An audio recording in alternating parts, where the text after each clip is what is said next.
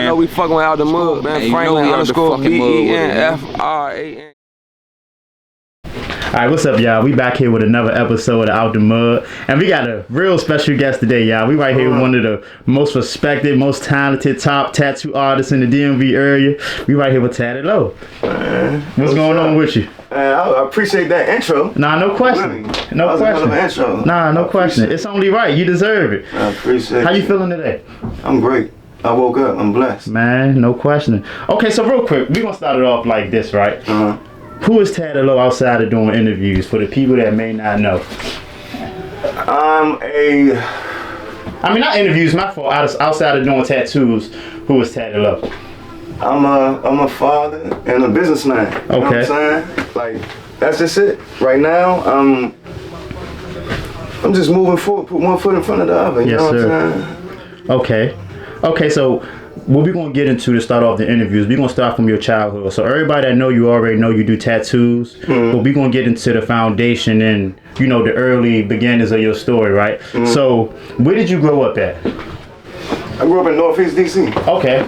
Yeah. Okay, and do you have any siblings? I got 3 siblings. Okay. I'm the oldest. You the oldest? Yeah, okay. I'm the oldest. I got a younger brother, a younger sister, and then a younger brother. Okay. And what was it like for you growing up in Northeast in your household in the neighborhood? What was the environment like for you? It was a great environment actually. It was a very controlled environment for real. My father Guyanese. Okay. He ain't playing no game. Yeah. I swear to God. Yeah. So real quick, because some people might not know what that means. What does that mean? So he's from Guyana, and they're strict. It's a certain way you move, walk, talk, act. You know what I'm saying? Their culture. Your culture. Yeah. You know what I'm saying? Like it's when you're 10 years old, you're expected to be a man. Straight up. Like I was working. I've been working ever since I can remember moving my hands. Okay, so what was your first job? My first job was doing t-shirts. I would design t-shirts. At 10? Yeah, I had my own business at 12. Oh, okay. Okay, so hold on real quick. Okay, I can see we gonna be bouncing. Okay. Yeah. So one thing you mentioned earlier, and this ties into how he was raised, y'all. You was homeschooled, right? I was homeschooled. But you did go to school early on, right? I went to school for kindergarten and first grade. Just 2 years? Yeah. So what was the reason to stop? I know it wasn't up to you, or was it?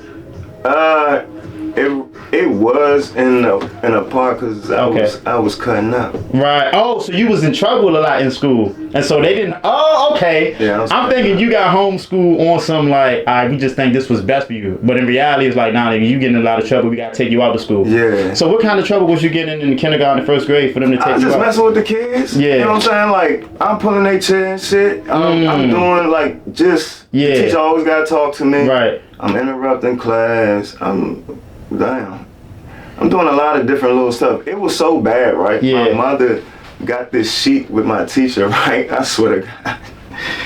And it had good, bad, mediocre. Yeah. And my teacher would check it off every day for my mother and let her know how my behavior was. I had one of those too. Man. Yeah, I forgot about those. Yes, cause damn. So they can see what you're doing on a daily basis, how you acting in class. Yeah, yeah. And if I had a bad jump, it was over. And I went to a school, to where the principal could whoop my ass. For real? Yes. What's the name of that school? Lanham Christian. Lanham Christian, that's in Northeast.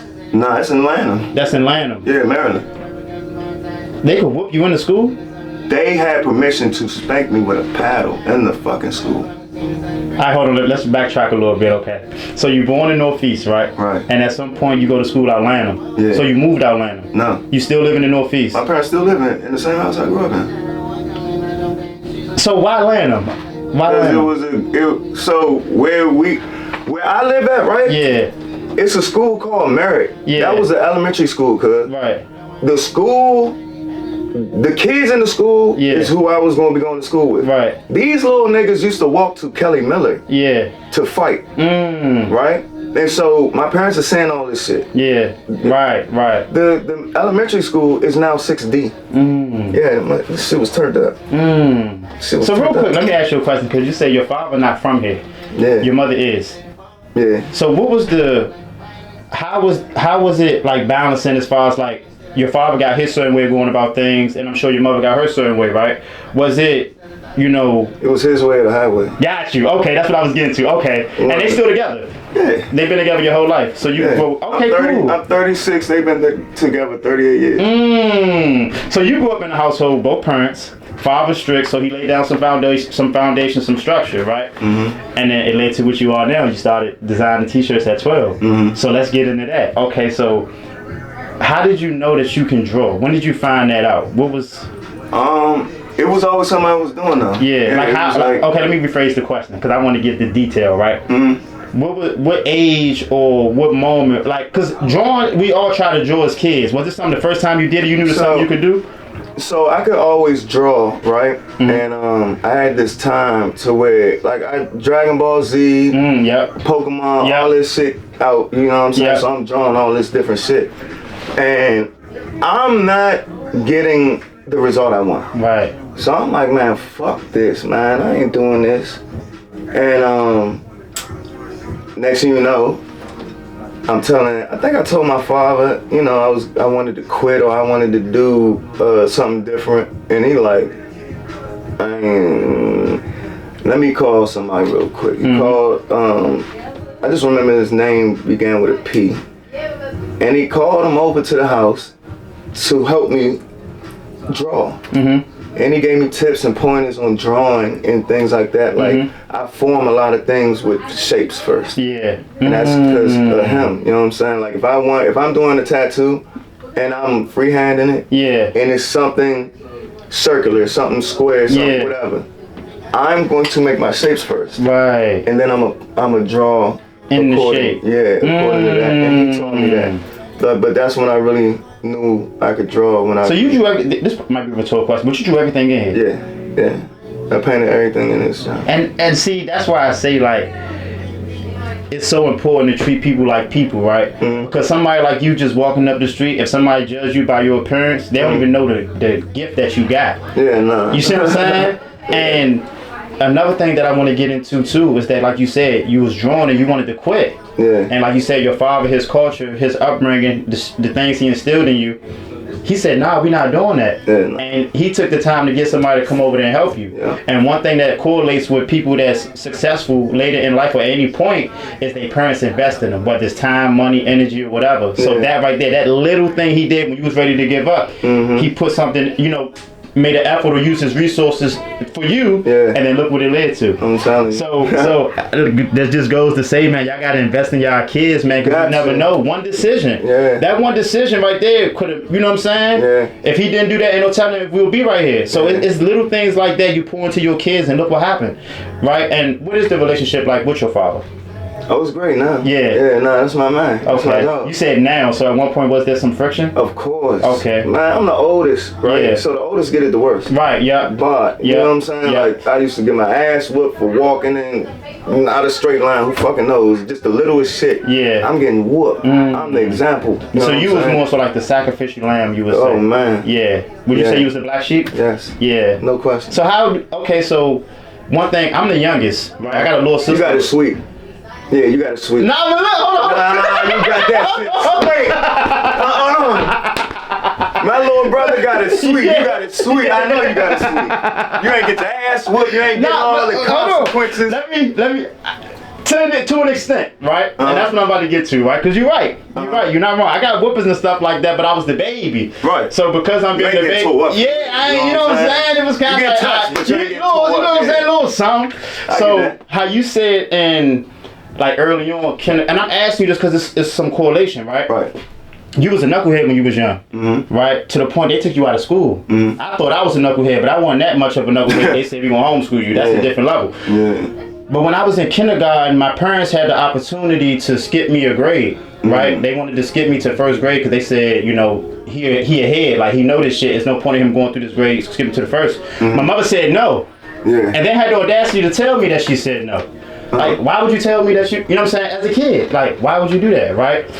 But with you, right, going from a knucklehead, me being in a lot of trouble, like my sixth grade, I got spent it 20-some times, but point is, you made a whole 360, right? You could have stayed on that path, been a knucklehead, and probably would never led to this, but something along the lines got you to switch or transition from what you was on to let me focus and lock in on this. What was that? Jail. Oh, so you've been to jail? Yeah. Okay. So, okay, let's get into your street life now. Okay. Mm-hmm. So, how old was you when you say you jumped off the porch? 17. 17. Okay. So what was you doing before then? Because you're not in school. I was homeschooled. Right. And so, it's like my graduating year, they telling me I hated homeschool. Matter of fact, before you get into that story, I want you to lead up into what you about to say. What was homeschool like? Like, did you have to do online classes? Was your parents teaching you? I taught myself. So that's what I'm saying. So you in the house reading your own books, doing your own research. You did your own diligence. My mother gets the way it worked was you go to the school store. Yep. And the school store has all these different books and curriculums. And so you pick your grade, you get your grade, and math, science, all of the grade, you have that. Right. So my mother puts together the plan on how we're going to pace this, and we accomplish it. You know what I'm saying? But yeah, you gotta read it yourself. You gotta do everything yourself. So let me ask you this, right? Because one thing I know about humans, just being human, everything we do is about our habits, right? So you having a habit since a youngin', I gotta do it for myself, right? Because a lot of us, we go to school, and even while we in school, we might bullshit on doing the work. We might not. You in a sense, nigga, you gotta do this shit. Because now your mother over your head, your father gonna see if you did it or not. And having that responsibility so young, that'll make you into something that school won't. Yeah. But what was it like not being around friends? Like, I mean, I know you was outside in the neighborhood. That's why I hated it. Yeah. And even in the neighborhood, they would have us stay in an area that they could regulate. Right. You know what I'm saying? Yep. If we're in an alley, then we in the fucking alley. And these niggas bringing fucking stolen cars. We call them UUs. You know what I'm saying? There ain't no free cars. We had UUs. So it's like 4 UUs in the fucking back of the house. So now they're like, we don't want you to go to the alley. I'm like, God damn. So it was real regulated. Like I'm telling you, we was saying niggas getting their ass punished. Yeah. All the time. Yeah. And it's like, they had 4 kids. Right. They wanted to keep all us safe, so they wanted to, you know what I'm saying? They was like, nah, we don't want y'all doing that. We need y'all to, you know what I'm saying? It's like juggle. Yeah. Also, in the meantime, too, you saying that, I didn't even think about that. So while you been homeschooled, your other siblings going to school? No, we're all homeschooled. Oh, all y'all was homeschooled. Yes. So what was their reason? Just because it already worked with you? Yeah. Okay. That's what they wanted to do. Got and in the school, like I said, we had married fucking kids, got guns and knives and shit. They fighting. They always police down there, all this shit. So they like, we don't want you going there. Right. Then the neighboring school, they beefing with. Right. So now you know the kids over there fucking shit up too. Right. So it was just, and then we had this school across the street called Burville Elementary. Burville, I mean that joint was cool, but I don't know that they wanted us to go there either. You know what I'm saying? Because it was the neighborhood kids. So, in the midst of all this going on, right? Because you said you jumped off the porch at 17. That's still young. I don't give a fuck what a nigga talking about. Yeah. Some niggas say they jumped off at 12, 13, 11. Some niggas born off the Some porch. niggas born off of it. 17, you still a minor, you still young. Right? Some people might say, oh, that's late. No, you still young. I mean, it's technically late, but I don't give a fuck. Yeah, like, no. You hear me? No, I'm saying that to those who say right. Yeah. So, but what I get out of that is you jumping off the porch at 17. I'm sure you got in some trouble before then, like little knucklehead stuff, but nothing when you got locked up or anything like that. And so one thing that this is just my opinion, people that start a little later is because, like you said, you got that father, you got your mother. So up until that point, you like certain shit I just can't do. You can't. Like, I can't come back in the house. Come on. Shit. I'm getting taught. Yep. And then the first time I even got locked up, I gave no fucks about no judge, police, or no trouble that I was going. To tell my parents I was locked up. Yeah. Man, that shit was, I was a youngin'. Yeah. I got locked up at 18. That's the first time I got locked up. But my shit was I was just literally wrong place, wrong time. Some people did some shit. I stayed because it ain't got nothing to do with me. I went back in the spot to grab something for this girl, not knowing the feds on the other side of the building. She ain't tell me. So I go in, I don't see her phone. I come back out. She like, hurry up there right there. So by the time I go back in and grab it again, they coming down. They like, oh, somebody just broke in here. What you doing in here? I'm like, shit, I don't know. I ain't got nothing to do with that. I just came here to grab her phone. Would you do that now? Do what? What you just said. Would you go back in and grab her phone? Yeah. Knowing that. But see, situation. if it was the same situation, like the way it happened, I didn't know the feds was there. When she told me to grab her phone, I'm not even thinking like it's a hurry up, it's an emergency. You know what I'm saying? So she bamboozled you. Yeah, real live. Like she didn't come the first time. Like Marlon, feds just pulled up her, go get my phone. She at the top of the steps. She like, Marlon, go in there and grab my phone. I'm like, all right. So I go and I'm taking my time. I'm looking, not even really rushing. I don't see it. Really don't even want to come get the jump. So then I leave out like, yeah, I don't see the jump. She like, hurry up, the feds. Then I go back in the jump. I'm real looking. Get it. By the time I come out, he come right around the corner, flash the light. He see me coming out. But I only was down there for like a day or some shit. I wasn't down there too long. But the point is like, this is a waste of time. Yeah. Then while I'm in there, I see a nigga I went to middle school with. He talking about he looking at like 14 years. Yeah. I said, shit, I wish the fuck I would. So for you at 18 getting locked up the first time, if you want to talk about it, what was it for? And it was for UU and a gun. And what you learned from that? How long you do first of all, and what you learned from that? I got PR. That was my first charge, so I didn't do. And I got locked up in Maryland. So where I'm at is Sheriff Road, right? Mm-hmm. So you got a Sheriff Road side, a DC side, and the Maryland side. I was on the Maryland side, and so I'm coming home, and I get pulled over in the UU. But the craziest shit is my dumb ass. Man, I had they left the title in the car. Yeah. So I'm thinking I'm cool. Like, I didn't steal this junk. I got the title right there. He sold it to me. The nigga say, that's cool. That's stolen too. I said, fuck. He said, it's been reported stolen, so it don't matter. You done. Right. So, you know, I was trying to outsmart the system, got back. Yeah. And then I tried to hide the gun, had it in the trunk and shit. They found that. But in Maryland, you know, your first gun charge is misdemeanor. Mm-hmm. But the UUV held more time, so they dropped the gun charge, and I got back on the UU. So, you said PR? I got PR going in there, but then I violated. I was young. Right. I violated, and I did 6 months waiting for my trial. So, but I got locked up before that. And it was only like a week. Okay. Then they let me out. What's the longest bid you ever did? Just 6 months. 6 months. Okay, cool. So, and one thing that I try to get people to understand too, like whether you go to jail or not, that don't make you more or less than a man. Fuck right? No. That make you more or less of an idiot. Right? You got caught. You keep getting caught. What do you mean? And so somebody like yourself, I'm gonna be real with you, y'all. So I gotta tell y'all this. My first time meeting him, met him today.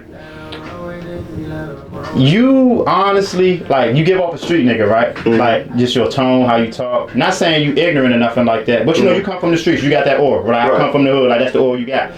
But you still a stand-up motherfucker, right? And a lot of times, too, somebody like yourself, like we talked about off camera, judging the book by the cover, right? You've been through shit, right? But you got, what people might sleep on is your mind, right? How you think, what you know, the intelligence there, right? Because it don't, an average motherfucker can't put this shit together the way you put this shit together. You know what I'm saying? And staying consistent as long as you've been, that shit not as easy or whatever people may think it is, shit take work. And you've been consistent as long, that shit says a lot about you, right? So we want, just real quick on that, like, what does it take to stay locked in on something like doing tattoos, whatever it is? What does it take, like, in your mind? Because, like we talked about, but to this point, the homeschooling. It takes a plan, and you know, you write your plan down, and you have a goal. So at the end of that plan is your goal, and anything that take you away from that is bullshit. And if you allow it to, you're gonna face a consequence. What are some things that have, if ever, taken you away? Women. Okay. Chasing the wrong kind of money. I've gone through a lot of death. A lot of death. I was depressed on that. That took me away from it. Partying. Took me out shopping. A lot of things can take you away from your path. Like, you know what I'm saying? Especially, like, I didn't come from money. So, man, cause I paid $2,000 in rent.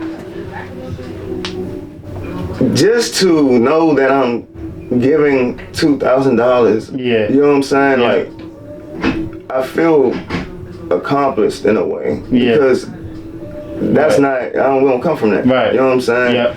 And so those type of moments of feeling accomplished or feeling satisfied with what I'm doing is something that I like to take a step back and pay attention to. Because it's like, don't forget what doing good feel like. Right. Don't forget this feeling, homies. Like, keep remembering this. And that's kind of what it do. And I got 2 kids. Right. So it's like, I want them to see the best version of me every time. Like, and then I got a wife. You know what I'm saying? Like, married. Yeah.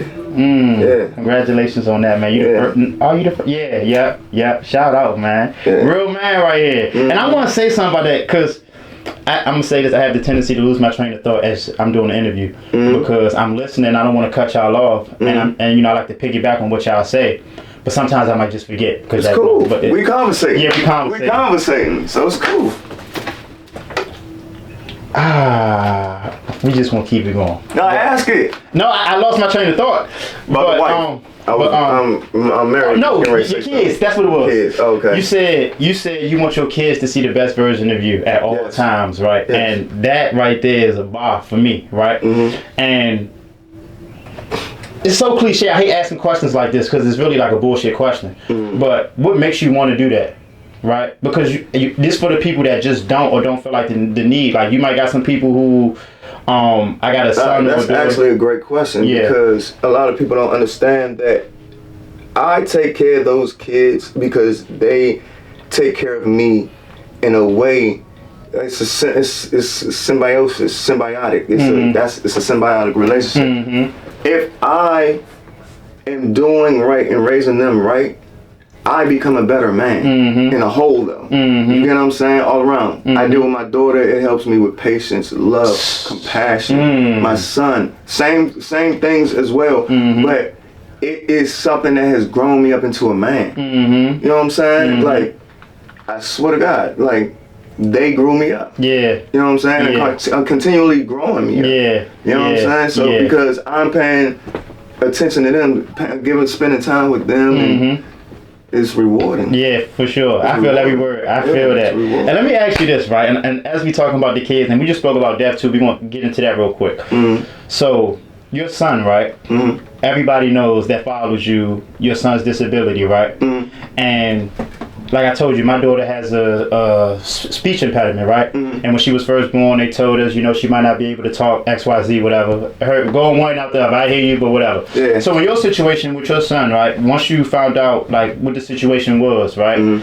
What was your? And I'm asking you this for people because I listen. We different, right? Yeah. This don't apply to us. We gonna do what we gotta do for our babies. We not letting no system or no program do. It's on us to make sure our baby's straight. We understand that. Yeah. But I've seen in real time, you got people with kids that got disabilities, and it's just like. It's no extra effort. That time they need, that extra patience, that extra, right? Because it's extra you got to put in. You can't do like you would with a normal child, right? And to be honest with you, they blessed, right? Because like you said, your kids making you better. That's what my daughter did for me. Yeah. Because there's a lot of shit in me that I didn't understand or didn't know about myself that I had to learn that I learned through her, just having that relationship, right? So what did your son do for you? God.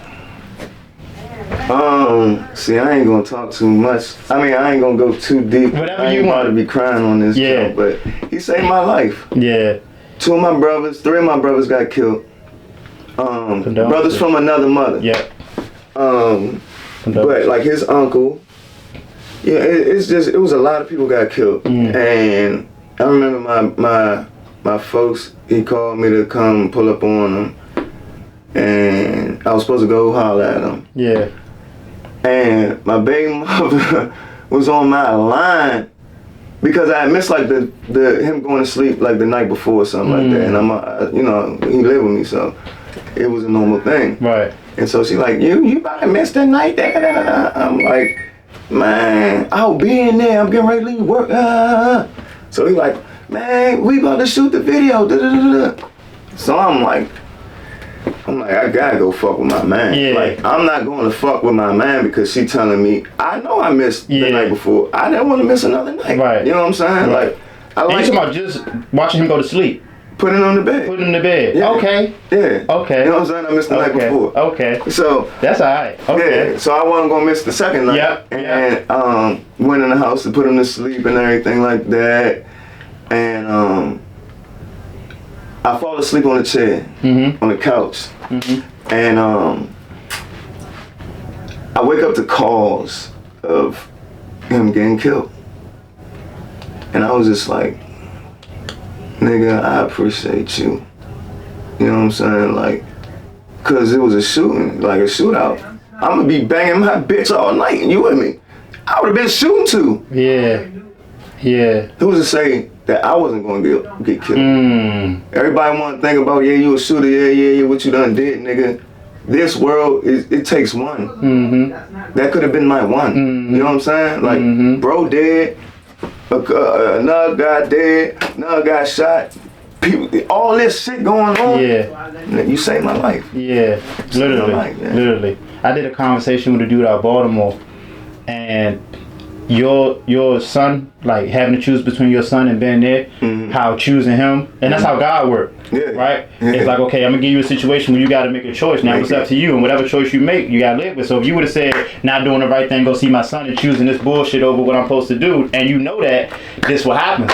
But see, when you do what God instilled in us to do, in our soul, and our spirit, our conscience, this what happens. But he was telling me with boxing, it was situations where he was at the gym, or he got to fight, he got to be out of town or somewhere, and then while he gone, where he would have been if he wasn't boxing, niggas getting shot, niggas getting killed, getting locked up. So I understand that completely. I understand that completely. Nah, I had a couple situations just like that. Yeah, choosing him over something else, and real live, bro. Real live, like, bro. And that's one thing that people don't understand that our kids do for us. Just having that time and energy we have to give to them will keep you out of so much shit. Like, people are like, you don't come out no more, what am I missing?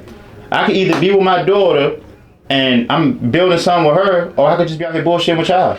In the same place that y'all always at. Come on, bro. And shit we've been doing before she even got here. So come on, what I'm gonna really waste my time doing? And that's not even wasted time. But this is wasted time. What makes me understand is who the individual who's saying that. Yeah.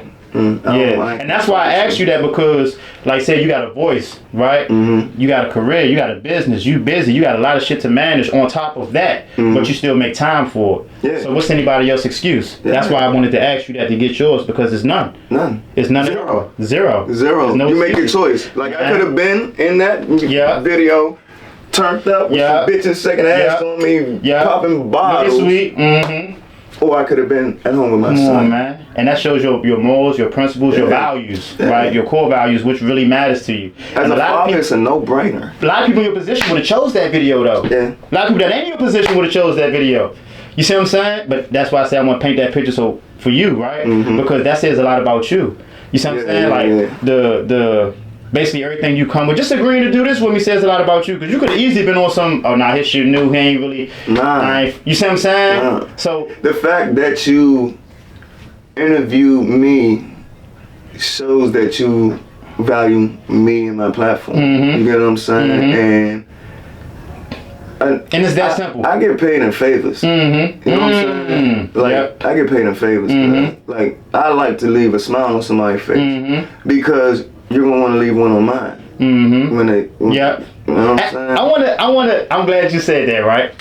You know what made me ask you to do an interview? What? Like, what was the moment? That video you put up the other day, right? I seen the video when you got in front of the camera, like, it's my man first day. And you say, when you say, and y'all better be nice. That right there, I'm gonna tell you why that hit me. That hit me so hard, bro, because with my daughter, like, I don't know how I'm gonna respond if somebody play with her. You get what I'm saying? It's life. Yeah, but still, I just run into it. But I'm talking about, but I'm talking about at least while I'm there. It's going to happen. Yeah. So you had a situation with somebody. What? You know how many people don't have sympathy? What? In real time, though. Not on the internet. I'm talking about in real time. In real time, it wasn't anything like somebody was saying anything. But, you know, some people would be like, oh, man, you tired of this shit. And I'm like, alright, you don't know. You're not intelligent enough to read the room. You get what I'm saying? Like, and I let that shit slide because if I respond to it, yeah, you going to the hospital. Yeah. It's not worth it. Yeah. You get what I'm saying? You're just not educated. So we was talking about, like, you know, you saying in real time somebody saying something about your son. And like you said, when you got a goal or goals in mind, you know, you don't let nothing take you off of that, right? Right. But in real time, this is for me and anybody in the situation. Like I said, I have a daughter. Right. And I know if somebody says something to her, it's going to hit her a little different versus, like, you know. So what you gonna show your daughter, say you crash out, say you beat the shit out the nigga, right? Yeah. What you gonna show your daughter is that you can't control your emotions. That's what you're showing her. You're showing her that you somebody could say something to you and you could crash out. That's not the example that you want to give her. What you want to give her is emotional regulation. You want to give her, oh, yeah, he said this, that, and the third about me, but daddy educated him. I'm going to tell you a story. Tell you a story. So, when my daughter was probably 1-2 years old, right? I'm not going to say who it was. They know who they is, though. Somebody in the family. She 5. She turned 16. Okay. Her birthday is September 11th, so it's coming up. That's what's up. Okay. So, this is a family member of mine, right? We have my family member house manager. She like 1-2 years old. She like 2-3, matter of fact, because she walking, but she still can't pronounce that much stuff. We understand little stuff she can say, but it's but so much. Yeah. So we at this family member house, and you know, this family member has a son, and they're trying to get them to do like the alphabet and the numbers and shit. This motherfucker knows she can't do it, but she's asking her to do little shit.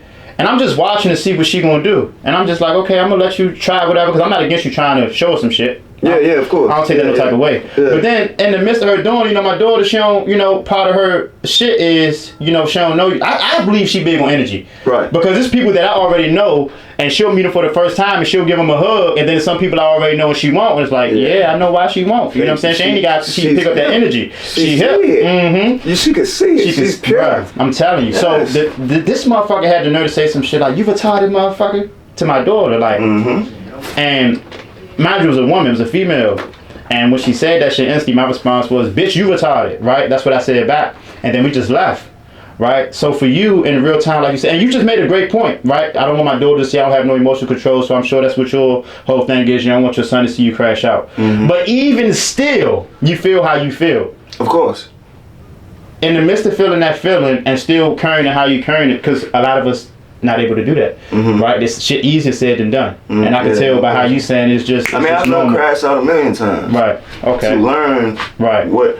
So you had it, okay? Yeah, I done, man. Hey, yeah, I done went there. I had so when you have a special need kid, the state puts you through certain therapies. Yeah, they give you the options for these therapies. So I took one of them. And the lady was coming over once a week, and she's here because my son is not. He has a developmental delay. Like it's not even he has what's autism. Yeah. Oh, he has Down syndrome. He has hydrocephalus. Yeah. It's just a developmental delay, and they're not. It's not like. I mean, he had water on his brain, so it's a hydro. Maybe. Hydro, whatever they could label it. Might be something that they would say, but really it's a developmental delay. Yeah. And when she came in, she teaching them the stuff, and she like, I felt like she was getting frustrated, or not having as much patience as she should. Yeah. You know what I'm saying? Yeah. And so she said, "Well, he's supposed to be doing this." I said, bitch, he ain't supposed to be doing shit. Yeah. Bitch. Yeah. I said, get the fuck out of my house. Yeah. Oh, she came to your house? Yes. Oh. The state. I said, bitch, get the fuck out of my house before I do something to you. I said, how you gonna say he's supposed to be doing something when you're here because he's not developing how a kid is supposed to develop at his age. Right. So, okay, he might have did it last week. He might not do it this. Who knows? But this is your job to get him to learn these things. And I'm sitting with her so I can in turn teach him throughout the week. Yep. You get what I'm saying? And she's not having the patience. I said, bitch, get the fuck out of my house. I know a girl who does the same thing, and she says she go to people. I know exactly what you're talking about. I don't have that. So with my daughter, they do it at her school. Right. She does the therapy. But I do ask her about it. I talk to him, let him know how she is, and what, you know, if she does this how you But I also ask my daughter too, like, you like them? She don't like none of her teachers. Not that they mean, she just don't like learning from nobody else. She just be on something. Because she was homeschooled. She didn't start going to daycare or whatever till she was 4. So up until that point, she was doing everything at home. Learning her numbers, learning how to talk, pronounce words, alphabets, and all that type of stuff. Because like I said, I'm not gonna leave it up to y'all, because like you just said, that patience that wasn't there. And that's one thing I told her mother, like, nobody's going to give her the compassion, the patience, and the loving and the understanding that she really needs better than us. And if you expecting that from somebody, you set yourself up for failure, because ain't nobody realistically gonna love your child as much as you should. And if they do, that's a problem. I'm big against not, like, in my family, I'm not saying anybody else, you get what I'm saying? I swear, I'm not passing judgment on nobody else is saying that, oh, somebody's supposed to do it the way I'm saying. But the way I understand to have a kid, so if I'm gonna have a kid, I'm gonna make sure that the first 5 years of that child's life, they will be with me and their mother. Like, that's barred. Because if we sit up here fucking and creating, then we should be able to have a plan in line for those things. You get what I'm saying? So I don't believe in daycare. I don't believe in giving my kid to another motherfucker that got a whole bunch of other fucking kids that gotta deal with, and you're gonna pay attention to mine and treat mine like they're special. Come on, man. And then you're there for more time in the day than you would be with me. Because now I'm getting off of work or I'm doing whatever I'm doing. And now, all of these habits and things that you're picking up from all of these different people who are raising you, I gotta combat with that. You know what I'm saying? Like, no, I'm not doing that. So when you're 5 and you go to school, you know who you are and what is expected of you. How to behave. No. You know what's so crazy about that? So remember earlier I was telling you, I did an interview with Ty, and we lost like an hour of it. That's exactly what he said. Oh yeah. That we lost in the footage. That's like word for word. Like he probably quoted a little, but the same meaning, same context. I asked him about, you know, because you know y'all from the city, y'all from the hood, y'all from the trenches, right? Y'all know what it's like, and y'all know how it can be for y'all kids. So y'all gonna do what y'all gotta do, and being that y'all was a part of it, right? Y'all wasn't somebody that was just out there watching. Y'all was in the mix, so y'all know. Y'all got the mindset to understand, know what somebody looking for that's on there. That's you know what I'm saying? I'm telling you. So what he said was, like you just said, his daughter, I'm not sending you to your cousin's house. I'm not letting you stay over such and such house. Anybody just not watching you because you're not going to be able to picking up on shit that I don't want you picking up on, or saying shit that I don't want you to see on the regular. And if you is over there, I'm with you and you leaving with me. You know what I'm saying? And that's little things I feel like the average person just don't think about. Like for you, for example, right? I see how you talk to your son, right? You don't do the boo-hoo baby. Like, you talk to him like a regular kid. I swear to God. Like, I seen the video, you know, man, what you doing? You be laughing and shit, though. Like, you have fun with it, right? Yeah, real live. I see that. You grew up with me. And I see people who have kids, period. It don't matter disability or not. Motherfuckers just mean to their kids. And that shit fuck with me. Like, you got people who kids might make a little mistake, like your son, like he was rolling around in the chair. He just having fun. But you got some people like, why you all over the place making all that noise? It's like, nigga, he's trying to make the most out of this environment situation he's in. He probably really don't even want to be here. This his chair. You see what I'm saying? You with me? His TV. You see what I'm saying? Yeah. I gotta accommodate him. You see what I'm saying? And I'm asking that because it might seem like, oh, but it's people out there that don't understand. Like, it's people that do this shit and we do it with pride. Like, we don't look at it like, oh, we spoiling them or we soft. Or no, we supposed to be loving our kids the way we should. And all that is going to play a part into how they turn out. So like, even you being homeschooled, right? You a self-taught artist, right? That came from, I would say, your father sending that guy to teach you the basics, and then you going from that, and now you add your own little thing to it, and now it leads to you being here, right? So we got into a little bit early because I do want to get on the tattoos, right? We're going to talk about some other stuff too, but I want to get on the tattoos because that's really what you do, right? And art to me is an expression. Really, art period to anybody is an expression of self. Have you ever even, and this nothing to do with that, have you ever done music? Yeah. You rapped before? Yeah. Okay. Got like 30 songs. Okay. What got you into that? I was depressed. And so it was therapy for you. Yeah. So you use art period as an expression. So anything, like you say, you started with clothes, you do the tattoos, you got into the music. What else have you done as far as artistically? Paint. Okay. You got some paintings right here for sure, yeah? Yeah, graphic design. I went to college for graphic design. Oh, you went to college? Yeah. On the UDC. Okay. Okay. I did a year. Okay. Yeah. Okay. I did a year up there. I was a Firebird. Okay. Okay. Okay. That's all right. See, I'm gonna say this, right? I don't do no research for real before I come do interviews, right?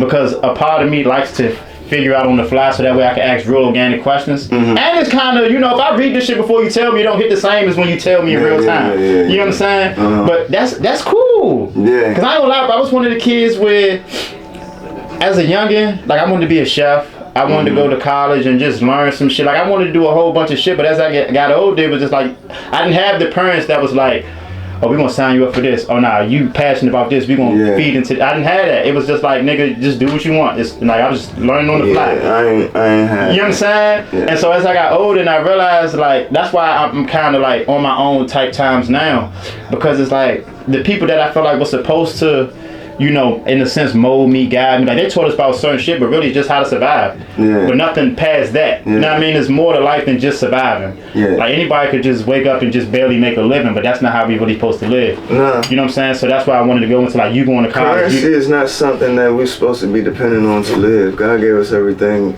already what we need.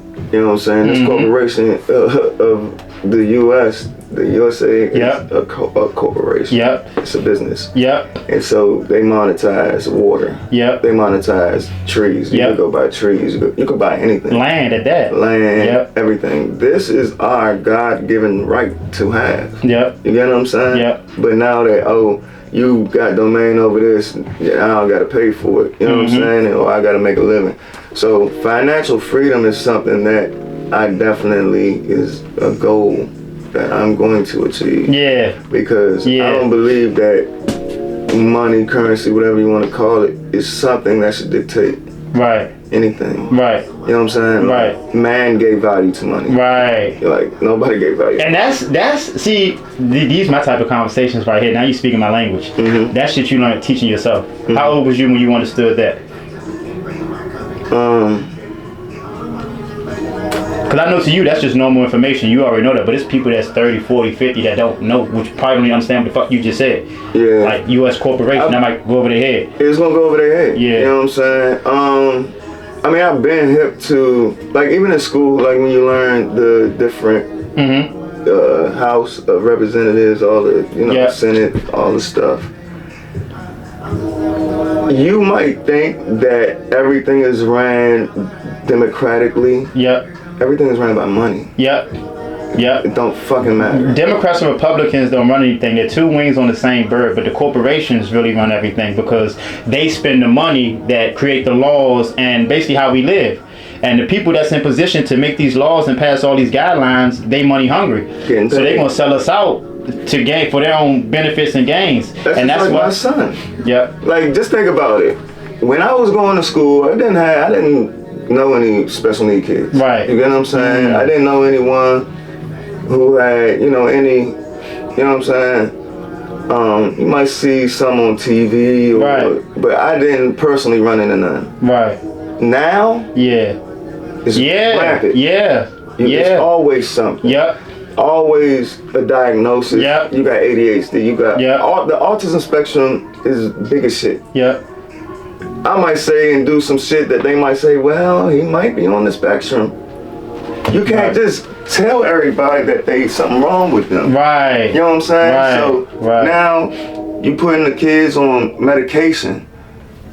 You got to pay for that every month. Yeah. So now you got insurance. You might not pay it, but it's getting paid. Yep. You know what I'm saying? Yep. Money going somewhere. Every month. Right.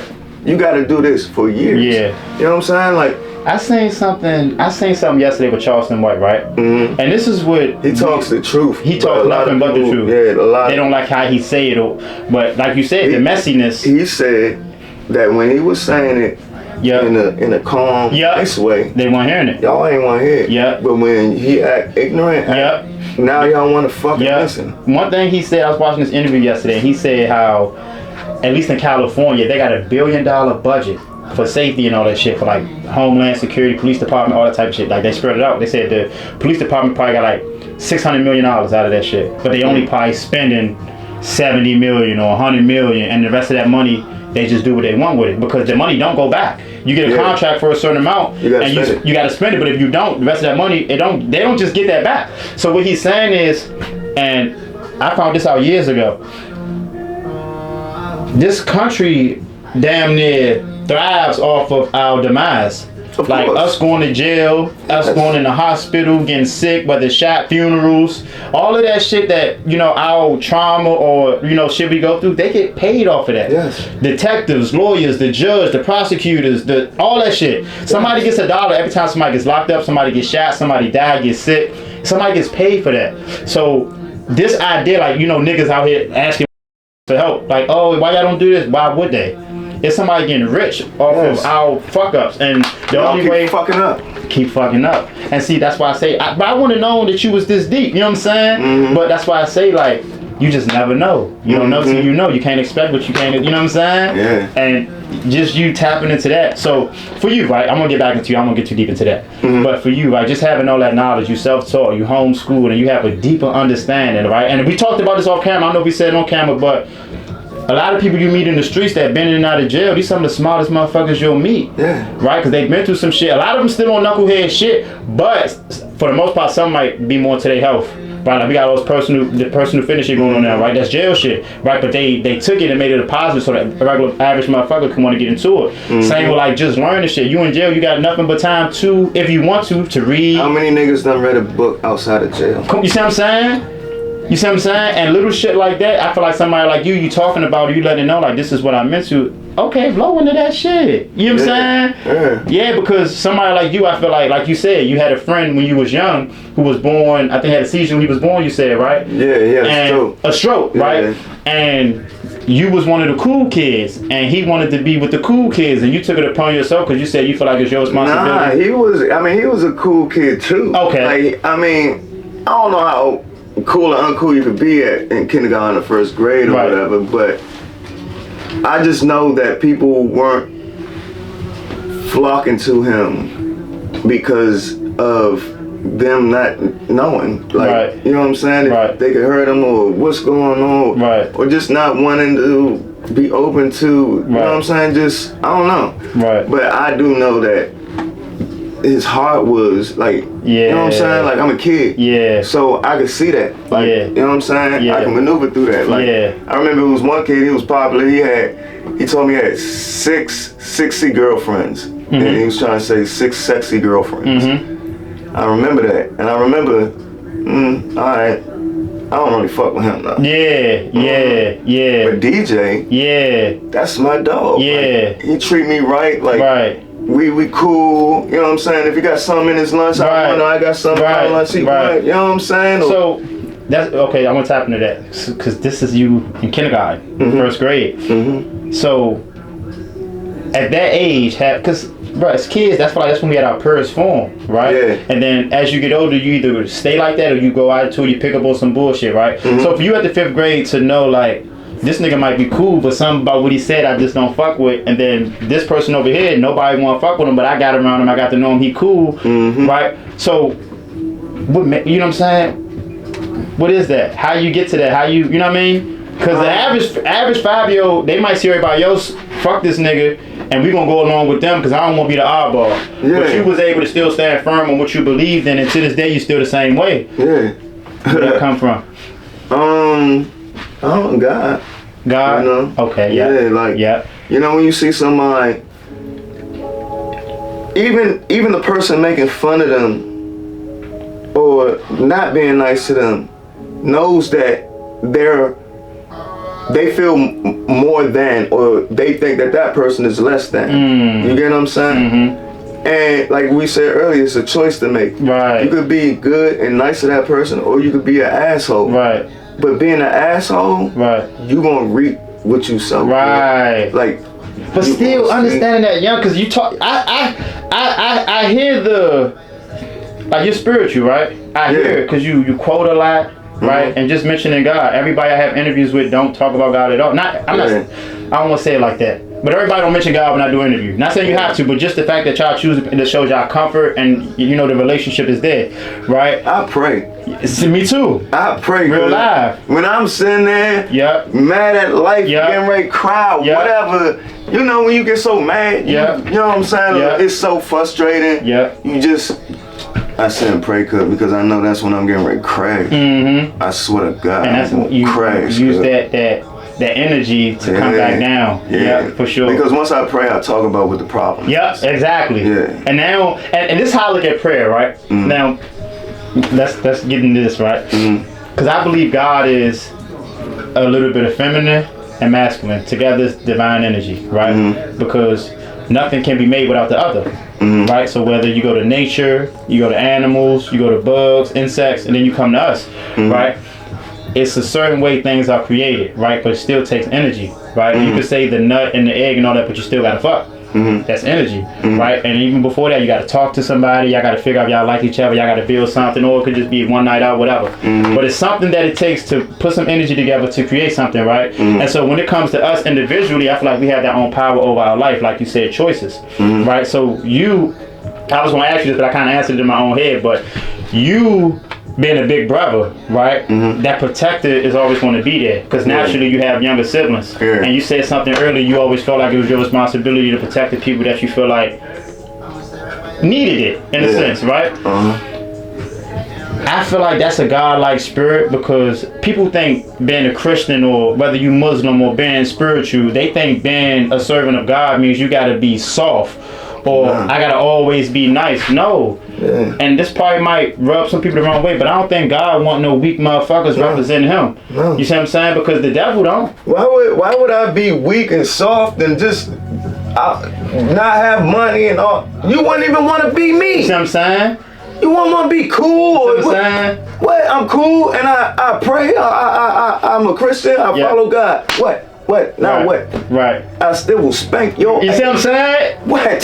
And that's, to me, that's a man. Yes. That's a man because I feel like we all should be capable to, protect ourselves, be aggressive, but like you said, it got to be controlled. A lot of us wasn't taught, like you said earlier, with how if I might lash out in front of my daughter, but that's going to teach her. A lot of us wasn't taught how to, hone into our emotions. Something don't go our way, how to deal with our parents didn't teach us. We watching them lash out and tell us not to. You see what I'm saying? So we got to figure this shit out on our own. And, in a sense, like that spirit, if it's there, because some people, just me, some people just don't have it. It's not there yet. Or they so far gone on this demon time, whatever. Because it's always there. God always there watching over you. You just got to want it. That's how I feel like you got to want that relationship. But, so for you, with the tattoos, being a parent, right? And you just had your daughter, right?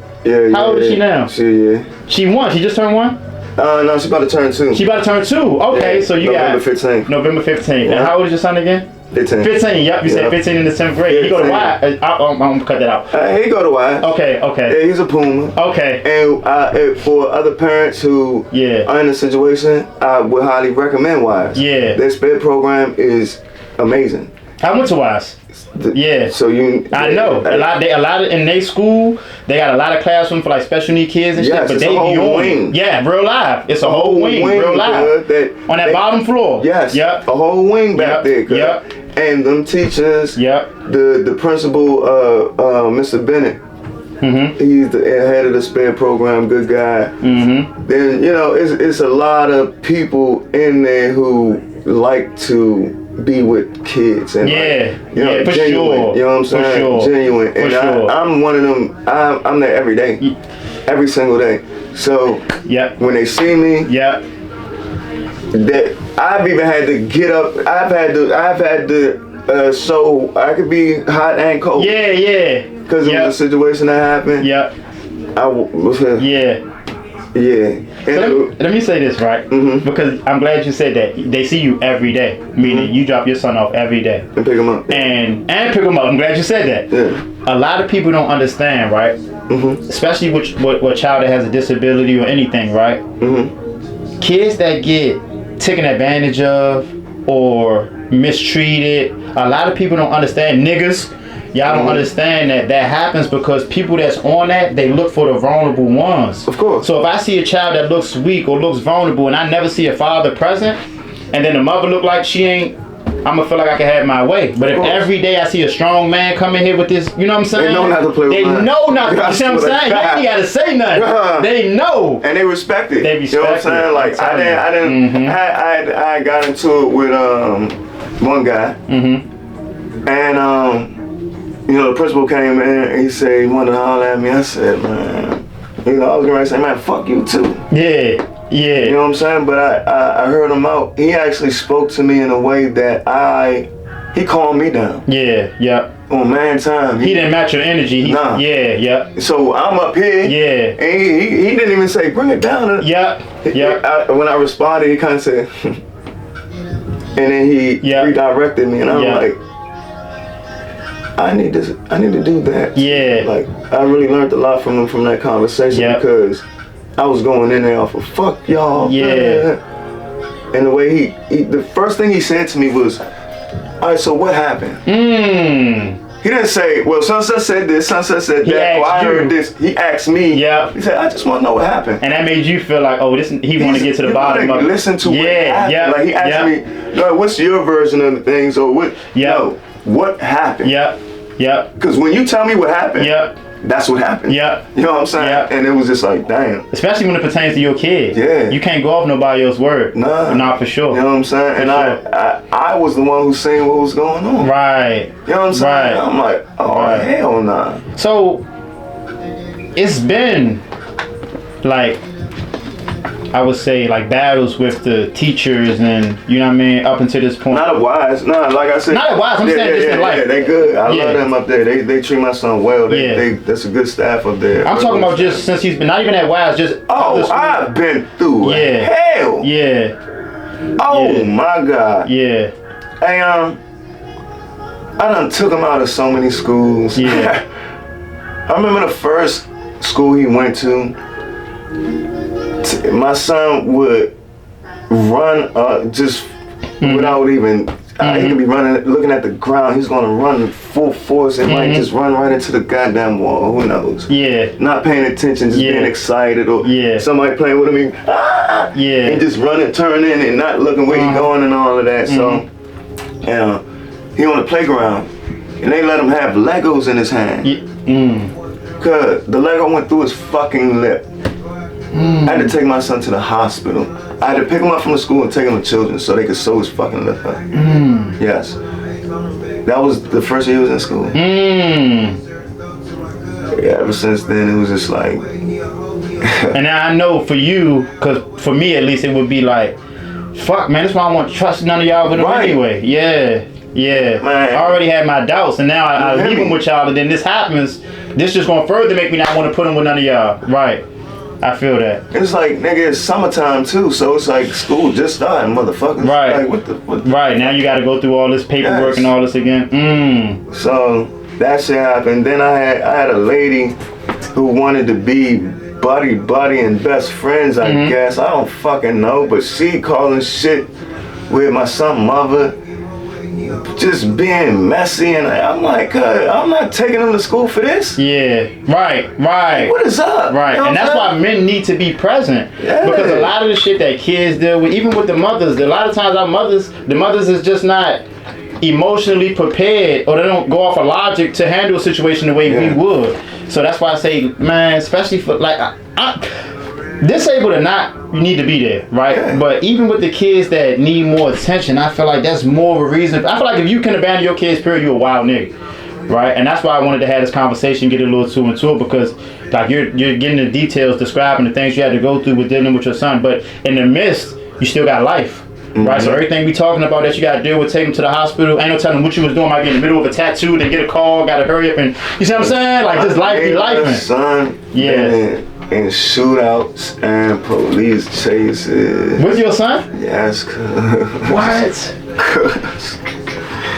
That shit used to be so crazy. How old was you? Well, he 15. You said you 30. I was 21 when I had him. 21. Okay. I found out.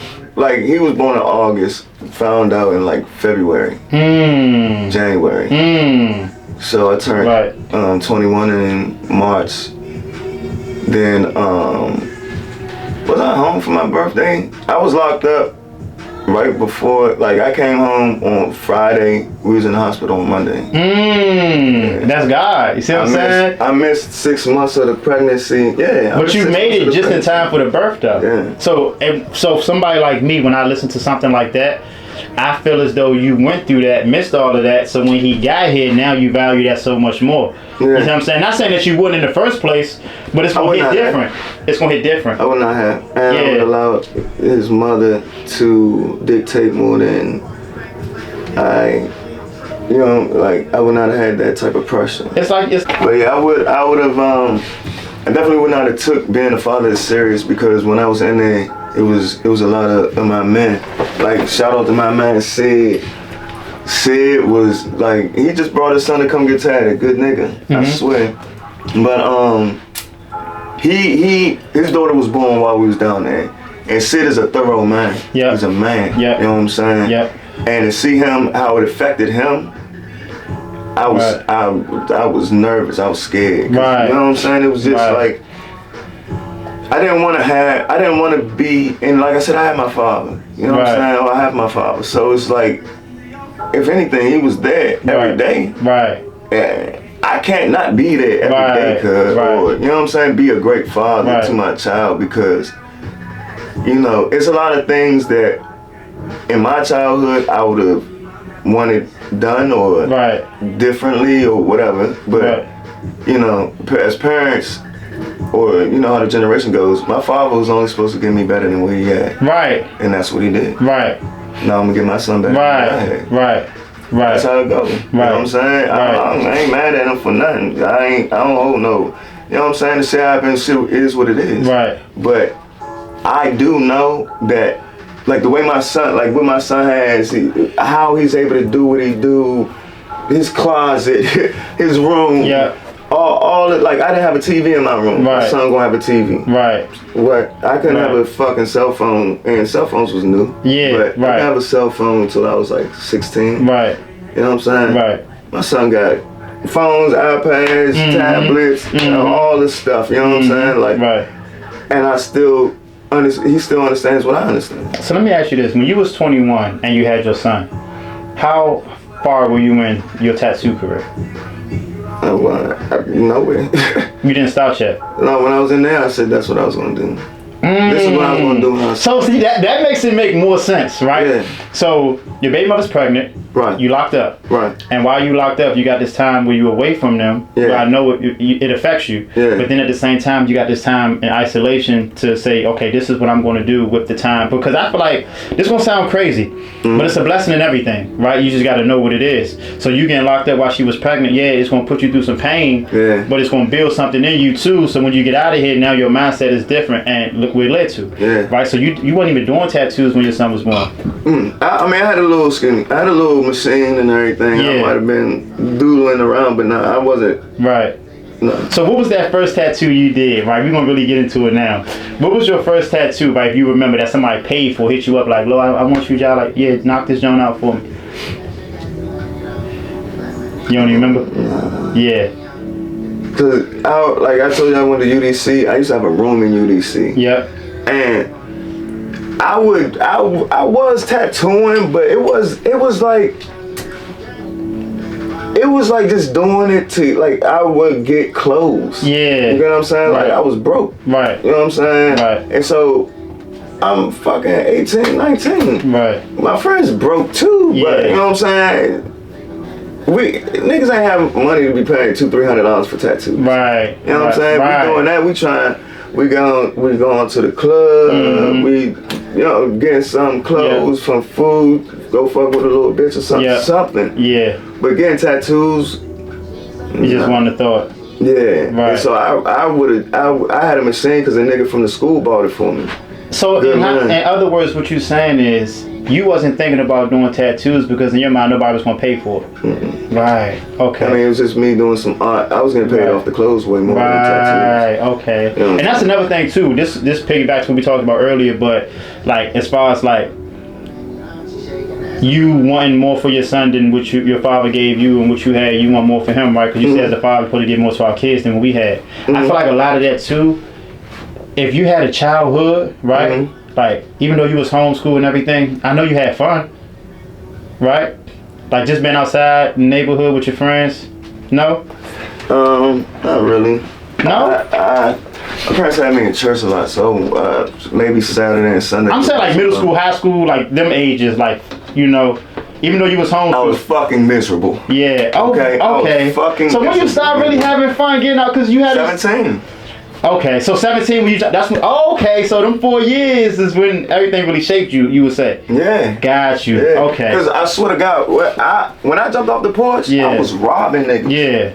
Like I was real robbing. Yeah. We was robbing everything. Yeah. We was running in stores. We was just doing a lot of shit. Like it was just a lot of shit that I just wanted to live. Yeah. You know what I'm saying? Like we was doing a lot of shit. So let me ask you this, right? Because like you said, you was homeschooled, you said it was miserable. It's like jail in a sense. Not literally, but in a sense, like imprisonment. So when you finally got some freedom, you just wanted to do everything you could. That's what that... I'm glad you said that, right? I swear to God. That's the thing, though. I'm glad you said that, right? And how comfortable you are, because, you know, it's life. You got people out here that grew up in better environments, nice neighborhoods, but that's not their norm, right? And... like they wasn't homeschooled or nothing, but where they live at, you know, in Maryland, a lot of places ain't no trains, no buses. Yeah. You gotta drive. You on the outskirts, like Upper Marlboro or whatever. When you finally do get a little older, like you said, 17, you get some freedom, you probably out of school now, you can move around. A lot of shit that niggas was doing younger, you new to, or not even new to, but you know your parents. I was green, cuz. Like I ain't even gonna lie. Oh, you okay? I was green in a sense to where, like I remember, I had a car. I bought the car from these niggas. Yeah. Like I was having some money. I worked at Six Flags, right? Yeah. I ain't even gonna say too much, but I was making a lot of money at Six Flags. Yeah. A whole lot of money. Crank. So I bought a car. And so the niggas said I gotta take the tags, blah blah blah. I'm like, all right, I'll just be back in the morning with some little paper tags, cause I got a nigga. And so they're like, all right, that's a bet. I had the keys. I left the car around the neighborhood that I know the niggas from, right? Yeah. I come back the next day, the car gone. I'm like, what? I'm like, where the car at? Like, so my man, I swear to God, and this was day man. This was day man. But he showed me where his loyalty was at. The nigga said, come here, he told me come into the house. He said, I'm about to call him for you. Cause I'm calling them, they're not answering. He called him. He say, you know, he over here looking for his car. And he tell me don't say nothing. Yep, for sure. He said, you know, he over here looking for his car. The nigga said, he ain't gonna find that shit. That shit gone. Oh. I'm sitting up here, I'm like, oh. Like, you know what I'm saying? Being in a house, you is friendly, is kind, is nice, and being in that environment is way more regulated. My parents could see if somebody have good interest for me or whatever. You know what I'm saying? But I'm in the streets now. Now a nigga just play with me. Now I'm thinking in my head, I gotta go. Crush him. You know what I'm saying? So I'm going back to get my get back. Right? They say, man, we sorry, man. We know. Man. I don't even know what. I don't care what you got in your pocket. You just give it to me, and we'll give you this car. My dumb ass. Get them like 150. They're like, I'm driving it. I get locked up and it's stolen. I'm sitting up here and I'm thinking to myself.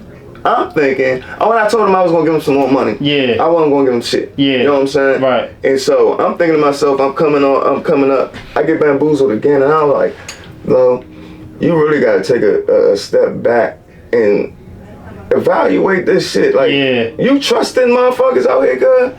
Like, what the fuck is wrong with you? Like, I remember I was like 17. I'm like, good. This shit ain't home. This shit ain't, these ain't your people. These, they could say they fuck with you, but they don't.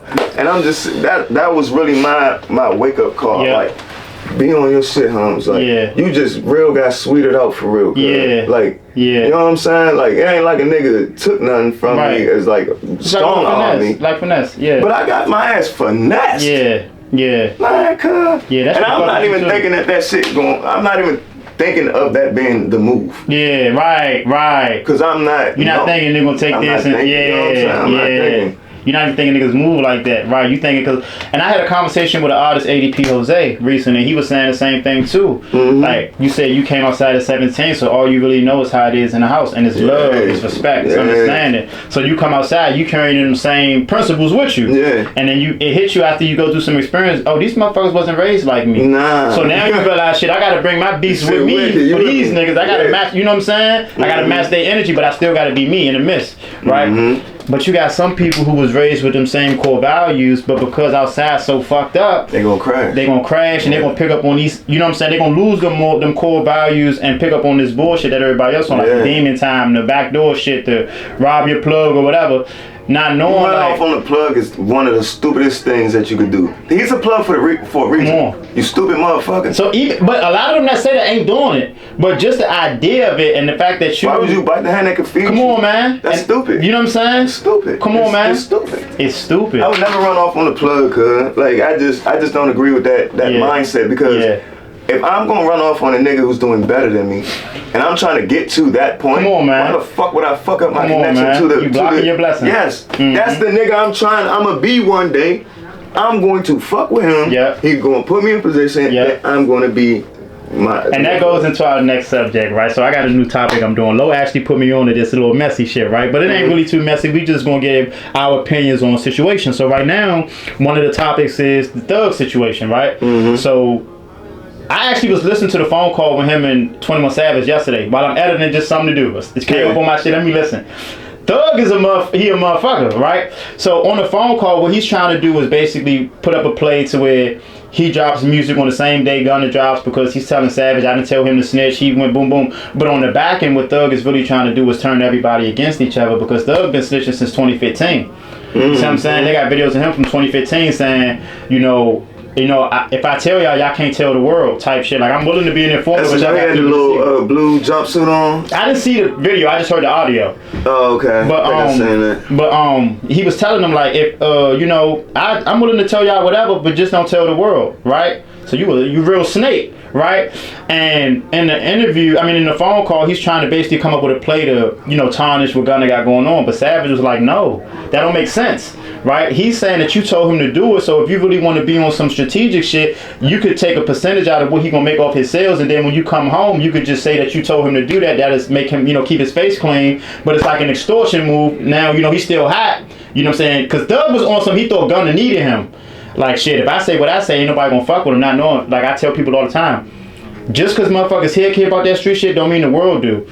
It's a whole world out there that don't give a fuck about none of that. They don't care about who snitched, who hot. They just care about the music. And Gunna got a core fan base. He's a real artist. And every fan knew he didn't belong in that situation. We didn't even look at him like a street nigga. So when Thug is telling Savage all of this, Savage understand. I respect Savage too, because he was keeping it 100. He wasn't on that smart as shit. He's smart. He showed me in that conversation, listening to him like, Shorty really a real man, a genius. He on his business. He really far gone from the street shit. Right?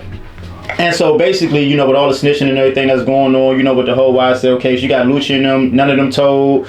You got even the shit with Rollo. But I don't know, he got caught up in some shit, but they even said Rollo didn't snitch. But his name was, he said some shit about some stuff. He got paperwork too. Yeah, but they were saying, I don't know, I ain't looking too much into it, but they were saying he did it, he didn't.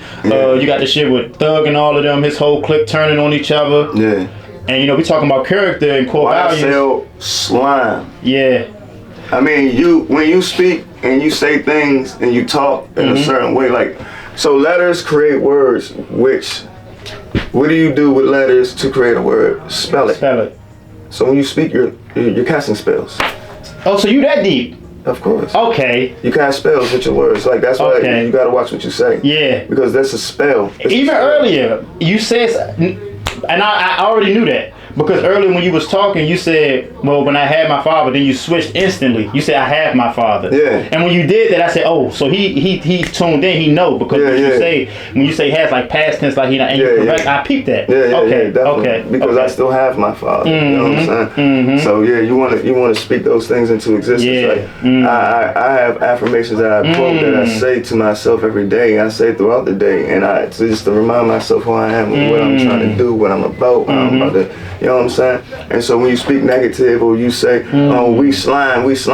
Your whole YSL gangs is slimy. They sliming each other out. Like, nigga, what the fuck? Like, you know what I'm saying? So that shit right there is, I mean, was predictable.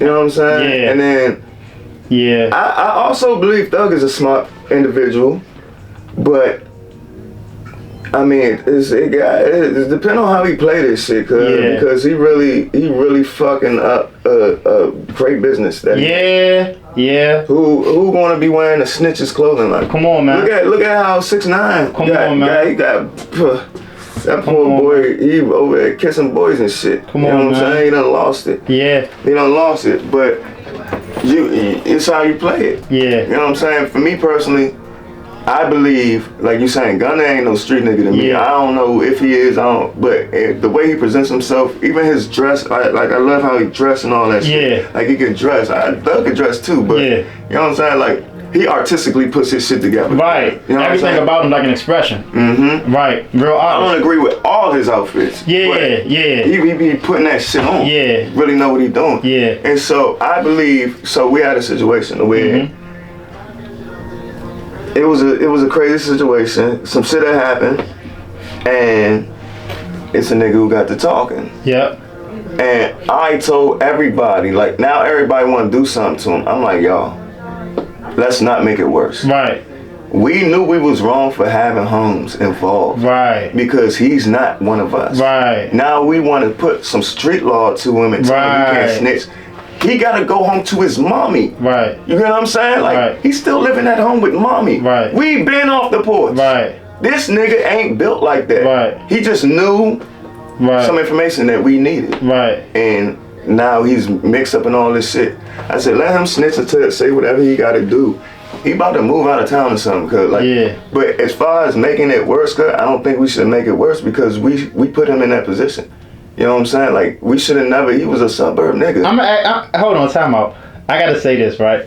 That's some real shit though, right? Mm-hmm. I've never heard nobody say that.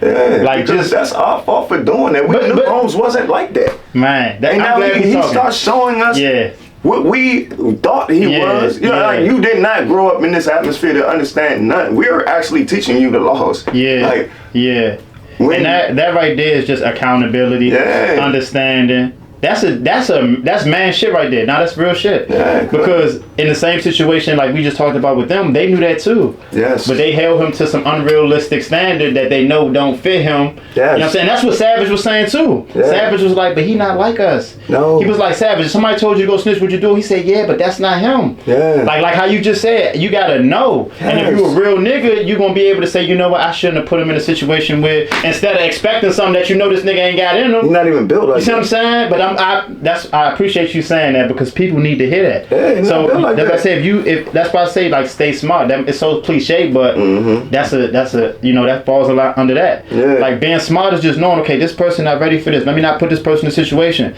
Honestly, don't put nobody in a situation. Do that shit yourself. We got this one nigga who we hang with. Great nigga. Yeah. We love him. Yeah. And we used to fight a lot. I'm talking about we beat the shit out of everything coming our way. Cause I'm good. We got some knockout odds. Yeah. This nigga never fought. Every time. Where you go, we don't know. But when the fighting gets started, he's gone. Right. Casper the Ghost. Yeah. But we appreciate him for leaving. Right. Because this is not what you do. Not like you can't do it, cuz. But now that you're gone, you're not a liability. Yeah. Now we don't gotta worry about if somebody get it one on. Yeah. And now I'm fighting what I'm doing my shit over here. Now we gotta come help you. No. You just said something. My fault, go ahead. Yeah, no, so every time we fuck around and do the shit, I remember me and his cousins got into it. I didn't even know it was his cousins. Yeah. Because he could feel the energy. Right.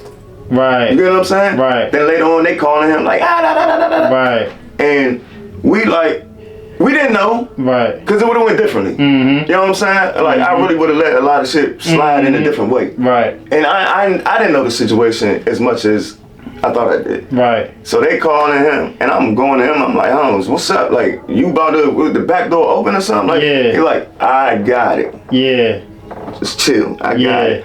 And that's what you was there for. Right. You didn't have to fight or do nothing. Right. He communicated for both of us. Yeah. Because I wasn't on nothing. Yeah. I was just a respecting. Yeah. You know what I'm saying? Yeah. And so I'm like, see, that's what you're here for. Right. And you're see, here for a level head. Even what you saying earlier, like you leaving, you a liability, boom, boom, boom, right? I don't know, bro. Just the way you think, bro, like it's just unique. You get what I'm saying? Because to understand that, like that's a different level of thought, right? And even with him, like you said, he don't fight, right? And that goes back. That's what I was about to say. Being yourself. Motherfuckers will respect you more, accept you more if you being yourself. Like if you the nigga that you look, this not me, I don't want to do this, and the niggas know that's not you, and you could just versus you acting like that's you, and then something happen, you ain't. Niggas will respect that, and that's basically what you just said. I respect you. That's not you. Okay, cool. At least you're not in the way. I respect that, and for y'all that's listening, that's why I wanted to point that out because. That you'll get further being yourself. Niggas will respect you more being yourself. You could be the best you. Yeah. Better than anybody else. Real life. And that's what makes you unique. Real life. Everybody is different. Why not just be you? Come on, bro. I go out my way to not follow trends or try to keep up with what's going on or like that's why I talk the way I do. Like I've been around the lingo my whole life, the slang, how people talk. I've always just shied away. I don't want to sound like you, bro. I don't want to talk like you. All y'all sound the same, but then that shit y'all like be annoying when niggas forcing it. Like nigga from the city, that lingo, that the city lingo is natural. If you grew up in it, you naturally just talk like it. But you got motherfuckers who might be from, like I'm from Maryland. I never came out here trying to act like I'm from here. Like, I know we in Maryland, but I'm saying in the city. I live in the city now. I never go out the city and try to act like I'm from there. I lived out here. I know y'all. I can sniff it though. You see what I'm saying? Right, right, exactly. Glad you said that. Glad you said that. From right here. I know you. You know what I'm saying? Like, it's a certain way. Like, nigga, like I could tell a Southeast nigga. You get what I'm saying? Like, I know a Southeast nigga. And the nigga might tell me, oh, I'm Northeast. Who knows? But you can tell. I swear to God. That's what they don't know. They think they could come around and pretend or try to put on what they think a motherfucker act like. But I done been with niggas I swear to God, bro. I done been with niggas down U Street, bro. And you know you got the junks at the clubs or the bars that come outside try to get you in. They might hand you a little card. They're not flirting with you. No. They trying to get some money. That's their job. They stopped to talk to us as me and two other niggas. I'm knowing what she on. She's trying to get us in the club. The jump party a little dry. These niggas trying to flirt with her. Mind you, they from Maryland. We all from Maryland, but she from the city. So first thing I asked her, I'm like, yeah, where you from? She's like, I'm from uptown. I'm like, yeah, what specifically? She said, that's all you need to know. I'm from uptown. I said, okay, understood. I said, she asked us where we from. I'm like, shit, I'm from Maryland. These niggas lie and say they from the south side. Soon as they do that, I just look at them. I'm like, y'all some wild niggas. I don't say that though. I'm about to put them on spot in front of her, but I'm looking at them like, y'all some wild niggas, right? So they still trying to bag her. They talking to her like trying to get her number. She telling them she good. And I'm just like, all right, y'all, we about to step y'all. Y'all doing too much. She like, y'all want to come in? Niggas say some goofy shit like, I don't want to come in. I got too much shit on me. I don't know if y'all got to. I'm like, why are you telling her this? You don't know her from a can of paint. You know what I'm saying? That's what you trying to look sweet. You don't know her from a can of paint. You don't even know her saying she from uptown. She not saying no Pacific Hood. That lets you know she in the street. She's smart because she not trying to say no Pacific neighborhood because she don't know where you from. She ain't trying to put herself in a situation. From Northeast. You see what I'm saying? Motherfuckers don't not read between the lines though. You see what I'm saying? You don't know what's going on while it's going on. You trying to sound sweet though. So anyways, in the midst of them keep trying to flirt with her, she got irritated. She like, alright y'all about to throw me off. Like I told y'all I'm good. Y'all keep asking for my number, my Instagram, like I'm good. So she looks at me. She like, bro, get your man. Like, you the realest nigga here. You the only one chilling. You ain't doing too much. Get your man. Tell him chill out. I'm trying to be respectful, but they throwing me off. I'm like, alright y'all, we gotta go. Cause y'all like, y'all only know y'all tripping. But I'm not saying nothing up until that point. I introduced myself, asked her where she from. That was it. I'm watching them talk to her though. I'm like, y'all. Maryland shit, that was my point. And y'all don't even know that she know that y'all on some, like, y'all not from here. Niggas don't do that. Niggas don't move like that. Niggas don't even know, like, and they mind the street. Like you, street nigga, right? But you a businessman. You a father. You a man. I'm not even gonna say you a street nigga. You a man, but your parents might say street nigga to somebody that just don't have an understanding versus you just a man. You come from that, but that don't mean that's your everything, right? That don't mean that's what you represent. That's just a part of your story. The street mentality only takes you but so far. You know what I'm saying? Like, I remember when I went to Miami for the first time, I was like, damn, this shit beautiful. You know what I'm saying? Like, water, like, you know what I'm saying? Like, palm trees, just, you know, sun hit different, you know what I mean? And it just really made me value just things differently, like being out and being able to fly somewhere and knowing that say my hood beefing and something going on or whatever, or I'm beefing, I go fly out somewhere else, none of that's going on. It don't matter. So why the fuck do it matter so much when I'm home? Come on, man. You know what I'm saying? Yeah, like if I could just hop on a plane, and when I hop on the plane, all of that shit is just. Why can't I do that while I'm home? A lot of people don't even reach the point where they get to travel to understand that. And me and Wap talked about that. We was talking about how like just getting experience, getting outside the hood, outside of the state, seeing different shit. That'll change a nigga mind. I did an interview with a young nigga, Trey. He 22, he do HVAC. And he said I do HVAC. You see what I'm saying? My father's so you do HVAC too? Okay. So I can install a furnace, a AC unit, do the duct work. I could or a hot water heater. I could. That's alright. Oh yeah, I do a little plumbing. I don't do no HVAC though. I do a little plumbing. That's alright. Okay, so you got some trades under your belt so you really don't never need a job. Okay. So but one thing he was saying was, you know, if you do like a social experiment when you take niggas out the hood for 30 days, them niggas mindset not gonna be the same when they come back. Even if it's 2 weeks. You know what I'm saying? You can take a nigga to I don't know, you said Florida, you go to Cali, just somewhere outside of here, Ocean City, right? You know what I'm saying? Just somewhere gone for enough time to where you see some different shit, feel a different vibe, people, understand everything not like home, real life. And then when I noticed that you can have the most hood motherfucker, right? Let them go somewhere with some white people. Hey, how y'all doing? Hey, man. Hey, man. But you know what was funny about that? You comfortable, nigga. You comfortable. But you don't want to be comfortable. Every nigga, like I was a very aggressive when I was doing my shit. You know what I'm saying? Like very aggressive, very nigga. You couldn't mistake what time and I was. The same type of energy that I'm doing and giving and how I'm making sure a nigga don't play with me. I don't like that shit. That shit it takes too much energy. You know what I'm saying? Like you want to sit up here and beef. Nigga, if you could make some money, get some pussy, and be drama free, you would really want to do that. You really would. Right. You know what I'm saying? Like that's why you were doing what you're doing now. To get to that point. God damn. You know what I'm saying? So, that ties back into you saying have a plan with some goals. You gotta have a plan. Because you gotta have direction. And that's what you had. You had somebody. Well, I don't want to say. I'm gonna tell you, I was kicked out at 18. Out the house. Yes. I've been on my own since 18. See, you didn't say that. You didn't tell me that. I've been on my own since 18. My parents kicked me out at 18. That's why when you asked earlier how our relationship, I said it's good now. Right, and that's why I knew it was something when you said that. You said it's good now. So the same way, like I said, when you talk how you went from was to have, like I had my father versus I have my father. I really listened to the choice of words, and I peeped that when you said that. You said it's good now, which means at some point it was some friction, and you got into it a little too early, so they'll see that. It was bad. It was bad. But you know, it definitely. I used to be mad that I got kicked out at 18. I had to pay bills and do all this other stuff. Like I haven't slept over my parents' house since I was 18. That was 18 years ago. Yeah, I've been on my own 18 years. And look what you turned it into, man. True hustler, man. I gotta salute him, man. For real, I gotta respect it, young. There's no reason to hate. You know what I'm saying? This shit. Look at this shit, man. Y'all see all these paintings and shit back here? All this shit, y'all. And that's real cool. We about to do some quick fire questions. I know you gotta get up out of here, so we gotta close this up real quick, right? And this all based around tattoos, right? Did you ever have a situation where like, and you talked about it earlier while you do your deposits and everything, right? We're gonna have some fun with this. We're gonna be this for the people that want to get tattoos, might be interested in coming to get a tattoo, whatever.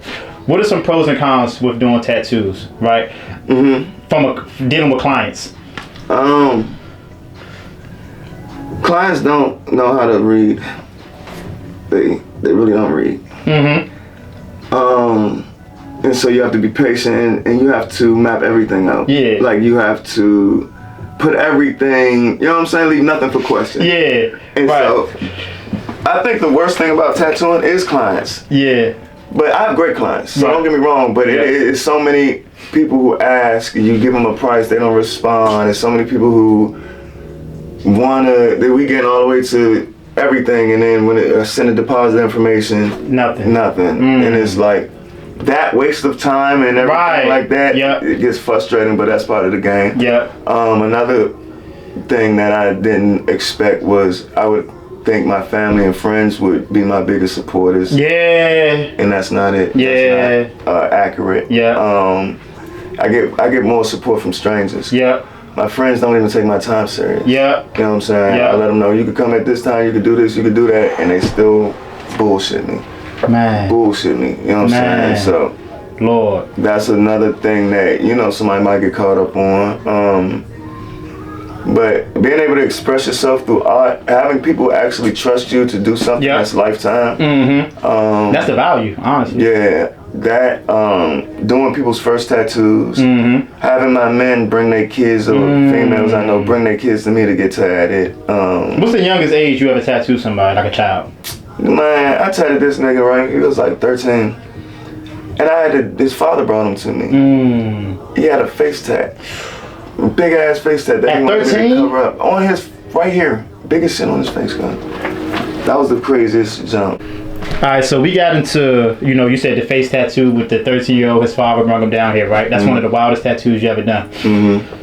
So, being that you are a celebrity, not to mention this earlier, but he actually does tattoos for celebrities, right? You're a celebrity tattoo artist. That's important to put in there because that means he works with, you know, highest, you know, upper echelon people. So, who was the most in your, like, your favorite celebrity you work with, if not the most popular person you work with? I would say my favorite person that I worked with was probably Sukiana. Oh, okay.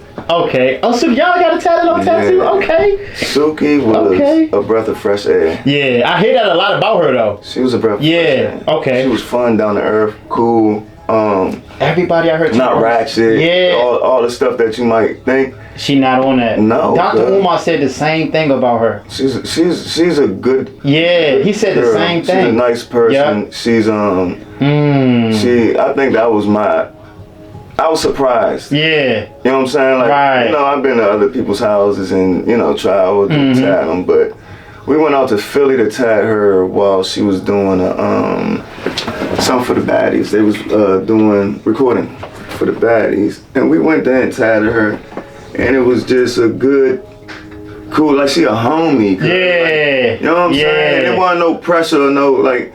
She didn't give you no celebrity shit. She treated you like a regular motherfucker. She didn't even want to come out of the room at first till she caught our vibe. Right. Because we know, shout out to Kendra. She on the show too. And that's Kendra, that's our dog. Yeah. Good person right there. And she said that they was in Philly. We went to go tat them. And she just, you know, to kind of see what is put out there of her, or was she. Like, she's in character. Right. And she's great at her character. Right. Like, you know what I'm saying? Right. So out of character, it's a little different. She's a good and you gotta respect it. Yes. Because even though you might have your own opinion about the character, once you meet the person, it's hard to, you know what I'm saying? Like, fuck that character, I know the real you. And when I meet this person, I don't even care about that motherfucker no more, because I feel that. And it's like, you know, that kind of made me understand to see, you know, how the game is played in a different way as well. You know what I'm saying? That's what you was talking about earlier. Okay, you know it makes a lot more sense. Okay. That was cool. That was cool to see. You know, because I got a daughter. Right. You know what I'm saying? Right. And, you know, whatever narrative is pushed, it's going to be pushed. You know what I'm saying? Like, the people who push it, I mean, you shouldn't, it is what it is. But to see her and, like, outside of that was like, oh, you a good motherfucker. Okay. That was what's up. As far as, like we talked about, you got your own shop, and you had it for some years. I remember the day you opened it, right? You had a grand opening, and how long has it been? That was 2 years ago. 2 years ago, okay. Yeah. And what's the journey been like up until this point? Just maintaining it. You know, you got artists in here with you, managing them. It's tricky. It's tricky. It's what I wanted, and I love it, but it's tricky. Yeah. Because I could fail so quick. You could fuck up so quick, so easy. I know what you mean, right? And so for the people, and I'm glad you brought this up.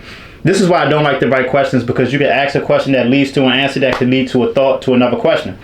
And people that, like the clientele that come and want to shop and get tattoos, the family members that want favors, that want deals, discounts and all that, y'all got to understand, this shit ain't free. These lights, this water, this paint, all this ink, the time, all of this shit costs money. So even though y'all might see tattoo prices and whatever the case may be, y'all might think whatever y'all, nigga got bills, got employees, right? And then on top of that, just life itself. Yeah. So all of that has to be taken consideration before you just think, oh, because the motherfucker got his own business, the motherfucker just look out for everybody. No, this shit costs. This shit costs. Hey, cuz shit costs. People wouldn't understand because it's like I gotta. So if I need this spot to go well, I need trash bags. I need shit to spray to smell good. You see, we got the little gnats running around here. I mean, it happens every once in a while, but you know what I'm saying. Got to get stuff for that. TV, just everything. You know what I'm saying. Rent. Then you pay every month on the grounds, like they clean the grounds and do trash and do all this landscaping and stuff. Yeah, and you pay for that. We pay for it as a collective. Right. So it's a lot of different things: electricity, water, all these different things. You know what I'm saying? Go into your pricing for your tattoo. Right. They think you just trying to. Oh, to be honest with you, and I'm gonna say this for you, right? Y'all, a lot of people may say $250 for whatever, or $600, $1,500, whatever y'all may say may cost too much, right? Y'all will go spend $250 on some jeans, on some shoes, a shirt, that's not the clientele we want. No, hold on, let me finish. Hold on. Yeah. Y'all will blow this money on whatever, right? But then you got somebody who owns their own business who's charging this number for something that's gonna last you a lifetime. Right, and y'all want a deal, a discount, a favor, or that's too much, they taxing. It's just really you just don't want to spend your money. Yeah. And like you said, those are not the people you want to attract. I want those clients. To anybody in business, that's important. What he just said. When you selling a product or you providing a service, you gotta be able to at least be able to block out the people that you're not catering to. So if you have a luxury brand where your prices might be too much for certain people, you're not worried about them. You worry about the people that can't afford it, and that's gonna come in here and not give you no problems. You gotta know your demographic. Your demographic, there you go. You gotta know your demographic, there you go. That's why I set my minimum $250. Is because it wings out the bullshit. Yep. You know what I'm saying? Yep. And if you think that's putting something on your body for the rest of your life, it's not gonna cost you. Come on, man. What? Come on, man. And I done sat and studied. I got great. Like my machine costs. This jump even got. Can this jump see this? Yeah, I see it. I'm zooming in on you. Look at this. Yep. That costs money. What is that? This is the screen. Like this is my LCD screen on my tattoo machine. Oh shit. Okay. Yeah. Okay. Like I can hit it. Okay. See, I don't have no tattoos. It's working. Yeah. Like it's going right now. You can't really hear it, right? Yeah. Yep. So this shit costs money, cuz. Damn. I'm gonna fuck around and get you to do my tattoo when I do start getting in there. Man, I got you. My only thing was just it's just the patience. I didn't have the patience to sit and the motherfucker draw me and I got to sit. That's all it was for me. And I really just didn't want forcing it anything. Yeah. But I think my first tattoo, I want a portrait of my daughter with like a quote or something around her, what she represents for me. Yeah. Something like that along them lines. Sweet. I want all my shit to mean something. Yeah. So matter of fact, let's get into you, right? Because you got a lot of tattoos, right? How old was you when you got your first tattoo? 18. Oh, so you was 8. Oh, so you did a lot of shit late. Okay, got you. I don't want to say late, but like here, niggas grow fast. Yeah. So it's a little after, but you're still young. Realistically, you're still young. But I couldn't go get a tattoo. Yeah. Until I was 18. Yeah. And I wanted to go to a tattoo shop. So you didn't want to get anything on your body. Yeah, I need. Like anybody just do it. Yeah. Okay. And how many do you have? I don't know. You don't know? I don't know. I lost count. And who do your tattoos? Me. I do most of them. Me, Tom. Tatted Tom? Yeah. I taught him how to tattoo. Yeah. Good nigga. Yeah. I taught him how to tattoo. Oh, you taught him how to tattoo? Yeah. Ask him. That's my brother from another. And he really gave me a lot of confidence. Yeah. And you know what I'm saying? Like, we was in the house together tattooing. He did his first tattoo on my leg. Right here. Damn, I'm ashy. Hold on, time out. His first tattoo right here. Time out. Because all this is just, to me, saying more about what type of person you are. Right? So, and he make a living off of this shit. Right? Now I'm not saying that's all he do. I don't know, but I know that's what I know him for, doing tattoos.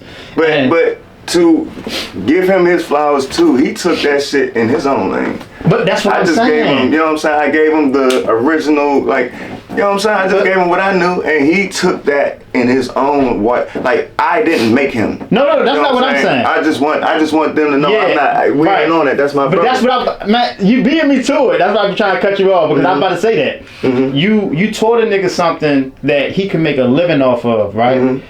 And you ain't on no, he did because of me. I did that. Come on, man, you gotta respect it. You gotta respect it. There was so many people that was asking me to do it. And I was gonna help them, but he actually took it serious. All I had to do was show him certain things and give him, you know, and he did it. But my thing is, because I believe, okay, I'm gonna use the kids as an example, right? Like how you said you don't let nobody watch your child, right?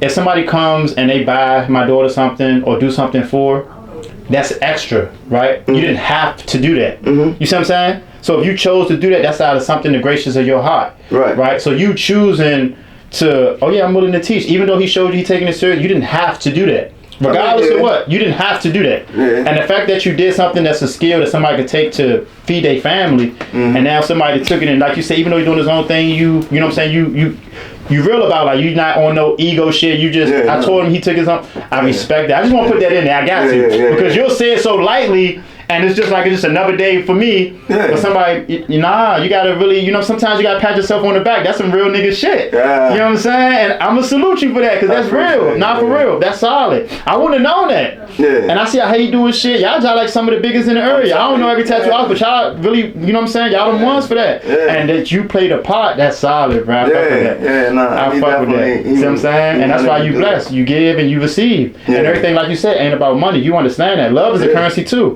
You see what I'm saying?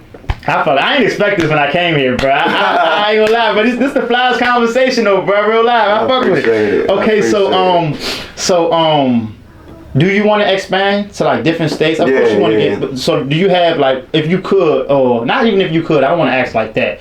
But do you have in mind like certain places or different cities that you would want to open a shop? New York, Miami, Cali. I want to do LA. Oh, you want for the big markets? Yeah, big boy shit. Okay. That's I'm from DC, money. So we a big boy market. Yeah, not for sure. And then you ain't nobody that's just like, you solidified yourself already, so it ain't like you gotta go somewhere and prove yourself. I got family on New York. You know what I'm saying? My uncle, he owned a shop in the Coliseum. He owned a t-shirt shop in the Coliseum. So do you still make shirts? If somebody asks me. On demand, on call. I'm about to make some of my own. I'm about to ask you that next. Do you have your own merch? Like I do I will do a t-shirt, you know what I'm saying? But it's not like I'm advertising it to. That's not your. It's just something I did. You know what I'm saying? Even with painting, you don't paint for like art galleries or nothing like that. I got them in some art galleries. Oh, all right, okay. So you doing your shit? I see you got the gun range right there. You go to the gun range. You licensed? No. Okay. I'm a felon. Okay. Oh, so damn. Right. I'm about to go holler at Mark Chopper, or I'm gonna holler at my man Briscoe. I gotta talk about Mark. That'd be a great conversation with him about the guns and all of that. Man, go holler at him. Got you. He's a solid man. Got to. He's a solid man. A good father, great father. You know what I'm saying? I get that though. And another thing too, when I reach out to people, I gotta kind of, in a sense, feel that already. Like, I feel like this motherfucker not gonna be no weirdo, or like no. You know what I'm saying? There's some people you might think that they should do some weird shit, but nobody owe me nothing either. So I don't hold it against them like you supposed to want to do it because I asked you. You know what I'm saying? So I get it. But okay, that's cool though. I fuck with that. Okay, so what haven't we talked about you want to get into? I don't know. You've touched a lot of different subjects. We might do a part 2. I was thinking that too, because he do gotta go, y'all. I want to hold him up, but the conversation's so good. I'm having fun. We could do a part 2 though, because I would love to really, you know what I'm saying? Because when we put it out, it's stuff that people might ask us, saying that we could come back and talk about. We gotta end like this, because you said something about messy, right? And I'm not gonna say no specific names because this is not really what I'm in it for. But I do want your perspective because it's how you think. I know you're gonna give me a hell of an answer, right? So you know, in the streets, it's the code. You know, honor, respect, dignity, loyalty, right? Being a man. But then you also got the gay shit, right? So the video came out. With, I'm not gonna say his name, but the artist in the club. You know what I'm saying? And they was grabbing his butt or whatever. Did you see that? You ain't see that? Is he local? Yeah, he local. He local. Local artist. Real popular. He was in the club. They was, you know what I'm saying, his man. You know what I'm talking about? Okay. And so after it happened, it kind of just got like swept under the rug. And there was another artist from out there too. They had some little allegations on or whatever. You know what I'm saying? If you know about that. And so for me, it's like, you know, because I'm be honest. I grew up in the streets. My uncles and all of them was gangsters. But because they was who they was, I didn't fall into it too. Like I hustled and shit, little shit, but I ain't never robbed nobody. Like I ain't gonna say I ain't never robbed nobody, but nothing crazy. Like nothing like no strong, nothing crazy. Like fake guns, honestly. But it's like a few times, nothing crazy that I did for a living or nothing like that. But my uncles didn't really instilled a lot of shit in me when I was young for me not to want to chase that. That's why somebody like you I could meet. I'm not worried about the, like they say, judge the book by the cover, or I don't really care what you did in the past. No, you a man, I'm a man, and we could just coexist, right? If I come into me and somebody worry about where you from or what you might have did in the past or what you do now, it's going to create all this shit in my mind that can affect our situation. You know what I'm saying? The experience for me. You know what I'm saying? So for me, when I was coming up, certain shit just wasn't allowed. Like my uncle used to tell me verbatim, like, nigga, ain't no gay people in this family. We not doing that. Straight up. Like, we not doing that. Ain't no hot shit. Ain't no gay shit. Ain't no certain shit we just not doing. So when I see that and I see it get swept under the rug, but you know, these street niggas and you know, the idea is like real niggas. So like if my man caught like that, I gotta hold him up. I gotta pull him up. Like, what you on? I can't just, you know what I'm saying? Now publicly I would never humiliate no friend or nothing. But I gotta still pull you up, let you know. And I'm not saying they didn't do that. They're not supposed to go public with none of his friends, but I feel like us as like regular people, like the supporters or whatever, we so-called stand on this, whatever. But like we said earlier, the average motherfucker really don't care, but we put like motherfuckers pretend they do. Somebody like you, how did you perceive that, or how did you know what I'm saying? Because it's gangster rappers, or how did you? For me, it's people pay attention to too much shit that don't got shit to do with them. Okay. But that man, who am I to tell a motherfucker how to have fun and what they want to do, what they doing? I think that it don't concern me. Right. I think that a lot of people bring up, you know, not you, I'm just saying like the reason why it even was something is because somebody wants something to say. Right. And trying to embarrass somebody. Right. And it's like, when you put energy to shit like that, I mean, you can enjoy it. I'm glad you answered like that. I'm glad that was your answer. Yeah, it's not, I mean, goddamn. In other words, I don't give a fuck, it's bullshit. Oh, yes. Yeah. If he having fun and doing what he want to do, cool. Let that man do what he want to do. Yeah. It ain't affecting you. Yeah. Glad you, that's what made me ask you that. Because I'm sitting here thinking, what could I ask you that's a little messy?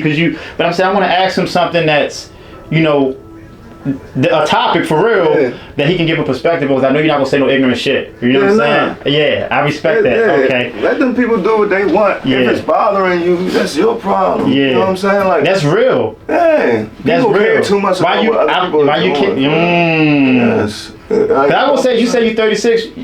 You don't look, you know what I'm saying? Got some youth to you, right? But that's a part of where I come from. I don't support the signing. That's the only water I had in here, but I finished over, I drink water and mind my fucking business. Nah, for sure. That's it. Nah, for sure. You know what I'm saying? I mind the business that pay me. That's it. Yeah. You know what I'm saying? And I'm not, people just get concerned on other people's lives too much. That's why the streamers is famous. They just want to see what the fuck. I could walk around and act stupid all day. You should do that though. You can stream just in here. I'm a streamer. I just got a Twitch.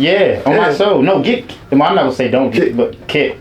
I've been hearing about that. All that shit, cause I hate kick is better as far as like on your return. Okay. Right? But I would look into all of it. You know what I'm saying? I know how you think. You'll figure it out. Just look into all of it. You know what I'm saying? But for sure, you doing tattoos, nigga. If niggas will watch somebody sit in front of a computer in the house talking shit to comments, they'll watch you do a tattoo and do the same shit. You know what I'm saying? And just talking to you, bruh. Your like I said, you philosopher mindset. You could drop your game while you in there. You can still get on some bullshit with them. You well rounded, so you can. it'll work, bro. I'm telling you. I'm telling you. Even with your son, nigga, your son will be the co-star. Man, and you know the best thing about that is, and I like to. So he's my son. Like I made him. Yep. And I kind of used to feel like, oh, don't use him for like not money or anything. You don't want to profit off of his situation. Right, to where it's like, nah, yeah. But fuck all that now. Because he's my son. Hold on, let me make sure I'm on the same page. You're saying that, based on the situation, I'm not exploiting his. You're not exploiting. That's the word, exploiting. I'm not exploiting his disability. I'm not exploiting, but he's my son. He's with me all the time. If I wasn't doing an interview, he would be in this motherfucker. You get what I'm saying? So it's like, I'm gonna show my son. I'm gonna brag on my son. You know what I'm saying? So, and if it come with it, it just come with it. But that's not my intention. That's not my intention. I know my intention. Yep. You know what I'm saying? Yep. And I want the world to see me, and see me where, like, my son lives. Your with real me. life. He lives with me. Yeah. He's been living with me. Yeah. He's always lived with me. You know what I'm saying? Yeah. So it's man, it's just something that I know I'm gonna have to do, and I'm gonna have some fun with it because this shit ain't normal. Yeah. This shit ain't normal. And my son got a light to show. Yeah. You know what I'm saying? Yeah. Like he brightens the whole room up. He just. Bro, y'all together, bro. I swear to God, bro. When I see y'all videos, bro, it's hard to watch that shit and not feel good. Yeah. Because, like I said, in my situation, it's like, I love you so much, I want to protect you from the world because I know the world is cruel. Yeah. You get what I'm saying? But where we But you on the other end of the stick. We in the world. We in the world. Yeah, and we're not raising kids. We're raising young adults. Young adults, yeah. Yeah. So all that little, that shit ain't gonna be lasting for so long. Yeah. His daughter gonna be 5 for 1 year. Yep. Yep. I love the way you think, bro. I swear to God, bro. I fuck with it. I fuck with it, bro. We can talk all day, bro. I swear to God. Real life, bro. We can talk all day. I get that because I was kicked out at 18. Yeah. And so I needed my father more in my adult years than I did as a child. On my soul. Yeah. On my soul. I call him for marriage advice. I call him. Yeah. All the time. Hey, what you think about? Hey. Like, pick his brain because my son more a part of me than my aunt. Like, I feel him in a like a telepathic spiritual level. I understand you. You know what I'm saying? Like, it's he hurt, I hurt. Yeah. You know what I'm saying? Like, and it's just a lot of shit that I learned, from the 18 to now that I think really molded me in a way like, my childhood, it's supposed to be fun or, you do this, you do that, but like life is real. Yeah. You know what I'm saying? So I'm raising my daughter at 1 year old. Like, you not crying to get your way. Yeah. You're not screaming to get your way. But see, honestly, I agree with that. Just so we're on the same page. I feel like that come from you having to exert like that aggressiveness or that toughness or like just being in the streets because we understand you can't be weak out here, and a lot of people look at doing that to their kids as like, oh, that's mean or you're being too hard on them. No, you're building them to the person you need them to be, so when they get away from you, they got everything they need so they can survive out here. If I'm just, and I tell my mother's child this all the time, stop babying her. Yes. Right? Like, if she about to go somewhere and she crying because she don't want to go, why are you standing over her? Oh, are you going to be okay? No. Why are you crying? Like, you're going to be all right. Like, it's not the end of the world. You're going to deal with it anyway. Like, you're not going to have to go there regardless. Regardless, you got to go. Or not. This crying is not stopping nothing. And it's not going to help you go through the time better. Come on, so man. How about you put on a smile and enjoy your time? Come on, man. First. You know what I'm saying? And if there's any issues or you come holler at me that, hey, look, I did love this, but blah, blah, blah. We're going to communicate. We're going to talk. We're going to get this. Let me know how you feel. Now, your feelings are valid. Yep. Don't get me wrong. Like, it's worth you crying. Let's figure that out, though. Why are you crying? Yep. What is the problem with you? Why are you doing this? Bro, I just wanted to. Well, you can't. Right. Now what? That's why fathers are needed, bro. Yeah. And that's why we got to go through our shit so we can know what to teach our kids. Because I feel like making mistakes is a good thing in a sense because mistakes are lessons, right? Versus being protected and covered and playing it safe your whole life, and then you find out some shit when it's too late. Like I never had no jail stenches, but I'd much rather get locked up at 18 and 35. Yeah. You see what I'm saying? I'd rather do 5 years at 18 than 40. Yeah. You see what I'm saying? Because you really fucking up at 40. Fucking up at what? You see what I'm saying? You done at 40. You doing a 5-year bid at 40 man. years old. Come on, man. You ain't get all that shit out. Just Come on, man. Come on, and they man. be glorifying going to jail and shit. Like, y'all stupid as shit. Okay? Y'all niggas dumb as fuck. You keep going to jail thinking you can't take care of nobody while you in there how you supposed to. You can send all the money you want. Yeah. Your bitch wants some dick, nigga. Yep. Your bitch trying to get fucked. Mm-hmm. Okay? Your kids miss you. Well, your mom is feeling all fucked up because her baby is gone. You can't do that. You're not taking care of no bills for real. You are a bill. You are a liability and not an asset when you're in jail. You're stupid. And then you want to say you's a man. I'm man. Man takes care of responsibility. Nah, for sure. Man take care of home. Nah, for sure. Man is home for you to take care of home. Fuck out of here. Niggas be throwing me off. Stupid. And don't get me wrong, I played in that rotation. Yeah. But to repeatedly, I got locked up and did my 1 6-month bid. I'm not going back. Yeah. And have I been back to jail? Yes, I have. But I have never gotten no commissary list. Right. You know what I'm saying? Right. Like you said, you go down there for a day, you pay a bond, or if you're in DC, you get no payment, or you get your court date, so they put you on the box, whatever it is. But no, I'm not going to make that mistake twice. I'm not. Bruh. And I'm saying this from this is for the people that don't know you, right? How you think versus like what they may think. It's like, that's why I say, y'all, you can't judge the book by the cover, y'all. Like, I'm telling y'all. And what's crazy is, though, people that reach the success that he's reached in life, they're usually like this. You see what I'm saying? How you think, how you carry yourself, your energy, your aura, just your demeanor, right? All that little stuff that comes with it. People don't understand how important that is, especially being I don't even want to say entrepreneur, but a CEO. Yeah. Right? Like, you own shit. You ain't nobody that's just, I work here. You own this shit. Like, y'all got to understand, he own this shit. And he still got a lot to handle on his plate outside of just owning the shop. And so, for even you, hold on, time out. I didn't even highlight this. He made time for this interview. So, if he got time, he got his own shop, right? You got your own life. You got a 2-year-old daughter. You got your son. But you made time for this, right? That says a lot. You know what I'm saying? Yeah. And little shit like that don't go over my head. You know what I'm saying? Like, you can't not recognize that shit. So once again, I appreciate you. Of course. You know what I'm saying? Appreciate it, man. For real. We got it out the mud. Nah, for real. We got it out the mud. We got it out the mud. Man, look, Lo gotta go, y'all. We definitely gonna do a part 2, y'all. We gotta do a part 2. And the next conversation, to be honest, might just be about all just topics and shit, just whatever thoughts. We just gonna have a real conversation that the community need to hear, people need to hear, because we talked about a lot in this. Yeah. And that's one thing too, like we definitely, because I work with Sheriff Khan. Okay. Man, he the head nigga in charge. Yeah. And I actually, if you can set something up, I want to talk to him. Of course. Because I want to do an interview with an officer, but I want them to understand that I'm not here to make y'all look crazy. Right, I'm not here to ask y'all wild questions. That's what he on though. Yeah, because we was a focal day child of the Harbin, right? And that was what he was talking about, like bridging that gap between the officers and the community. Yeah. Because at the end of the day, like I swear to God, when you talk to him, you're gonna be like, oh, this man.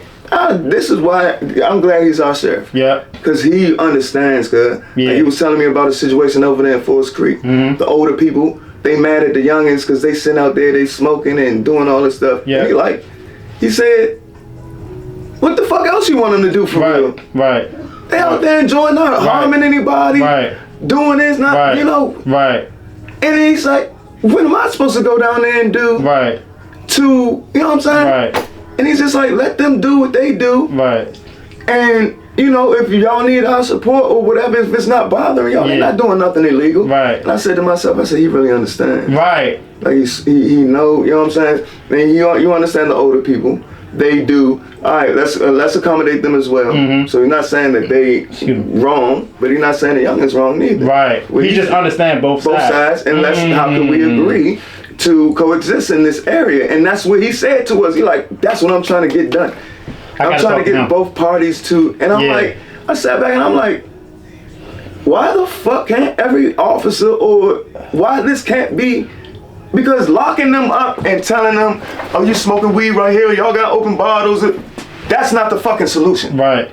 Because you know they're not gonna stop anyway. They might put it up while y'all here. As soon as y'all leave, they're gonna get right back to it. Right. That's not the solution. Right. You know what I'm saying? But figuring out how they can coexist is. Right. That's real policing. And I'm glad you brought that up. Right. So, you know Trey 5 and P, they from Suitland. But they did a Suitland peace walk. They right up the street from here. We did yeah. The peace walk. Yeah. So I'm into that. I did the jump with them. Like, I think it was a week or two ago. Mm-hmm. And one thing, when I was out there, I seen Trey talking to the police officers when I first got there. Mm-hmm. Right, just setting up everything. So I went over there to holler at him. Mm-hmm. Right. This is my first day meeting Trey in person. Mm-hmm. I say what's up to him. I talk to the officer. I exchange information with him. Let him know I'm trying to do an interview, but they got to get the okay from the higher ups because they want to represent themselves a certain way, whatever. You're right. But he gave me his number, text him. Nothing happened. Mm-hmm. Right. But like I said, when I reach out to people, if it don't go, whatever, I believe in. Like, I ain't gonna say I believe in God, but I know God is real. I know the universe gonna work in my best interest as long as my intentions is. Why don't you say you believe? Because I know. Yeah. So I. You know what I'm saying?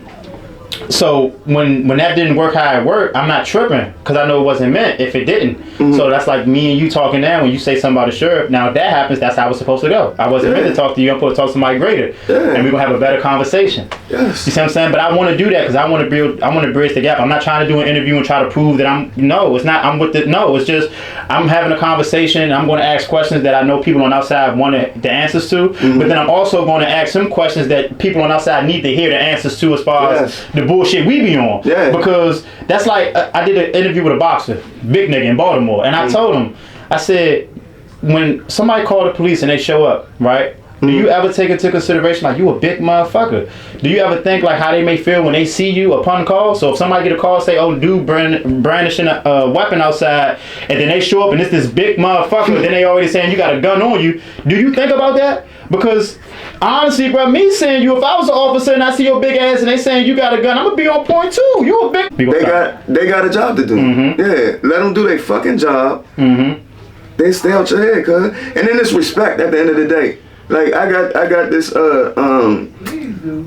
swear to God, I ain't even gonna say the department or nothing, but my tags was fucked up for a little second because I'm gonna renew them. And all of a sudden, I'm hit with like a $2,000 jump for a vehicle relapse from fucking 11 years ago. And I'm like, so now I'm like, all right, let me get this 2K together, whatever. It was like 1,800 actually together, and it's gonna take me a couple of weeks to do all I gotta do and be able to set aside, you know what I'm saying, some extra little money. So I set the money aside and I got my license renewed and all this. My license was good, but the tags were still bad. Right? Okay. Yeah. So I got a good man, a good officer, and I seen him when I went to a liquor store. Right? Good conversation and everything. I'm like, damn, he come and get tatted. I'm in the same precinct the way he police, but he's a sergeant. I say, hey, I'm getting ready to get pulled over by one of your officers. He said, man, just tell him, hey, look, tell him you good. Tell him I said you good. So he on speakerphone.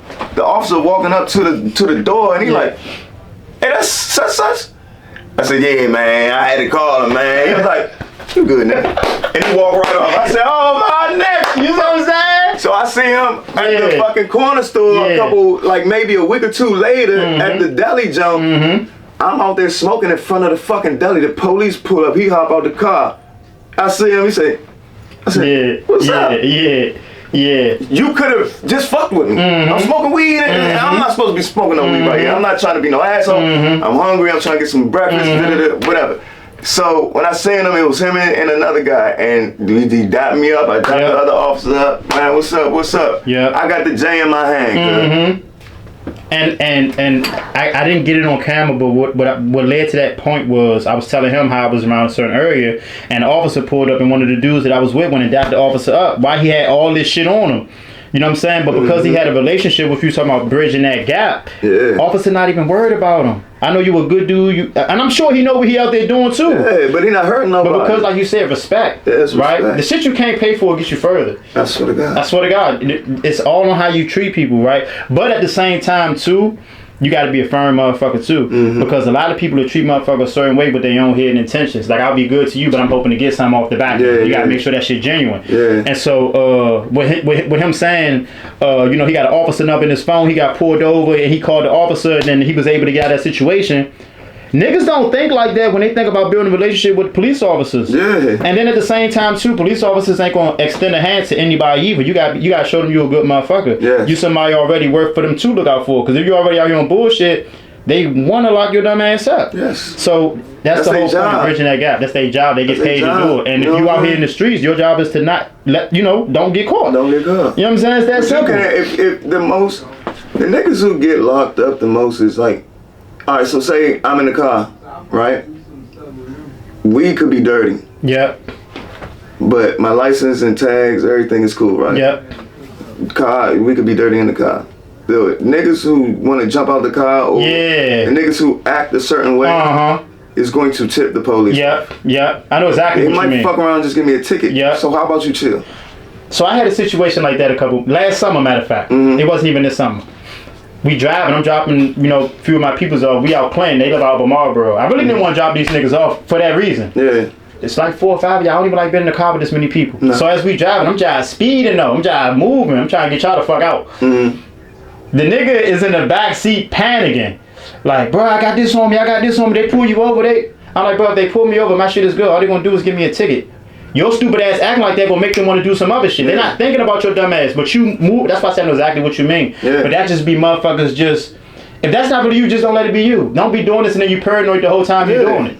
You know what I'm saying? And I'm telling him, like, I'm not dirty. So if I'm driving, they pull me over, okay, it's a little ticket, like, what? Like, that's the most we gonna do. But if you say some dumb shit or do some dumb shit in the back to make them think you got some other shit going on, that's on you.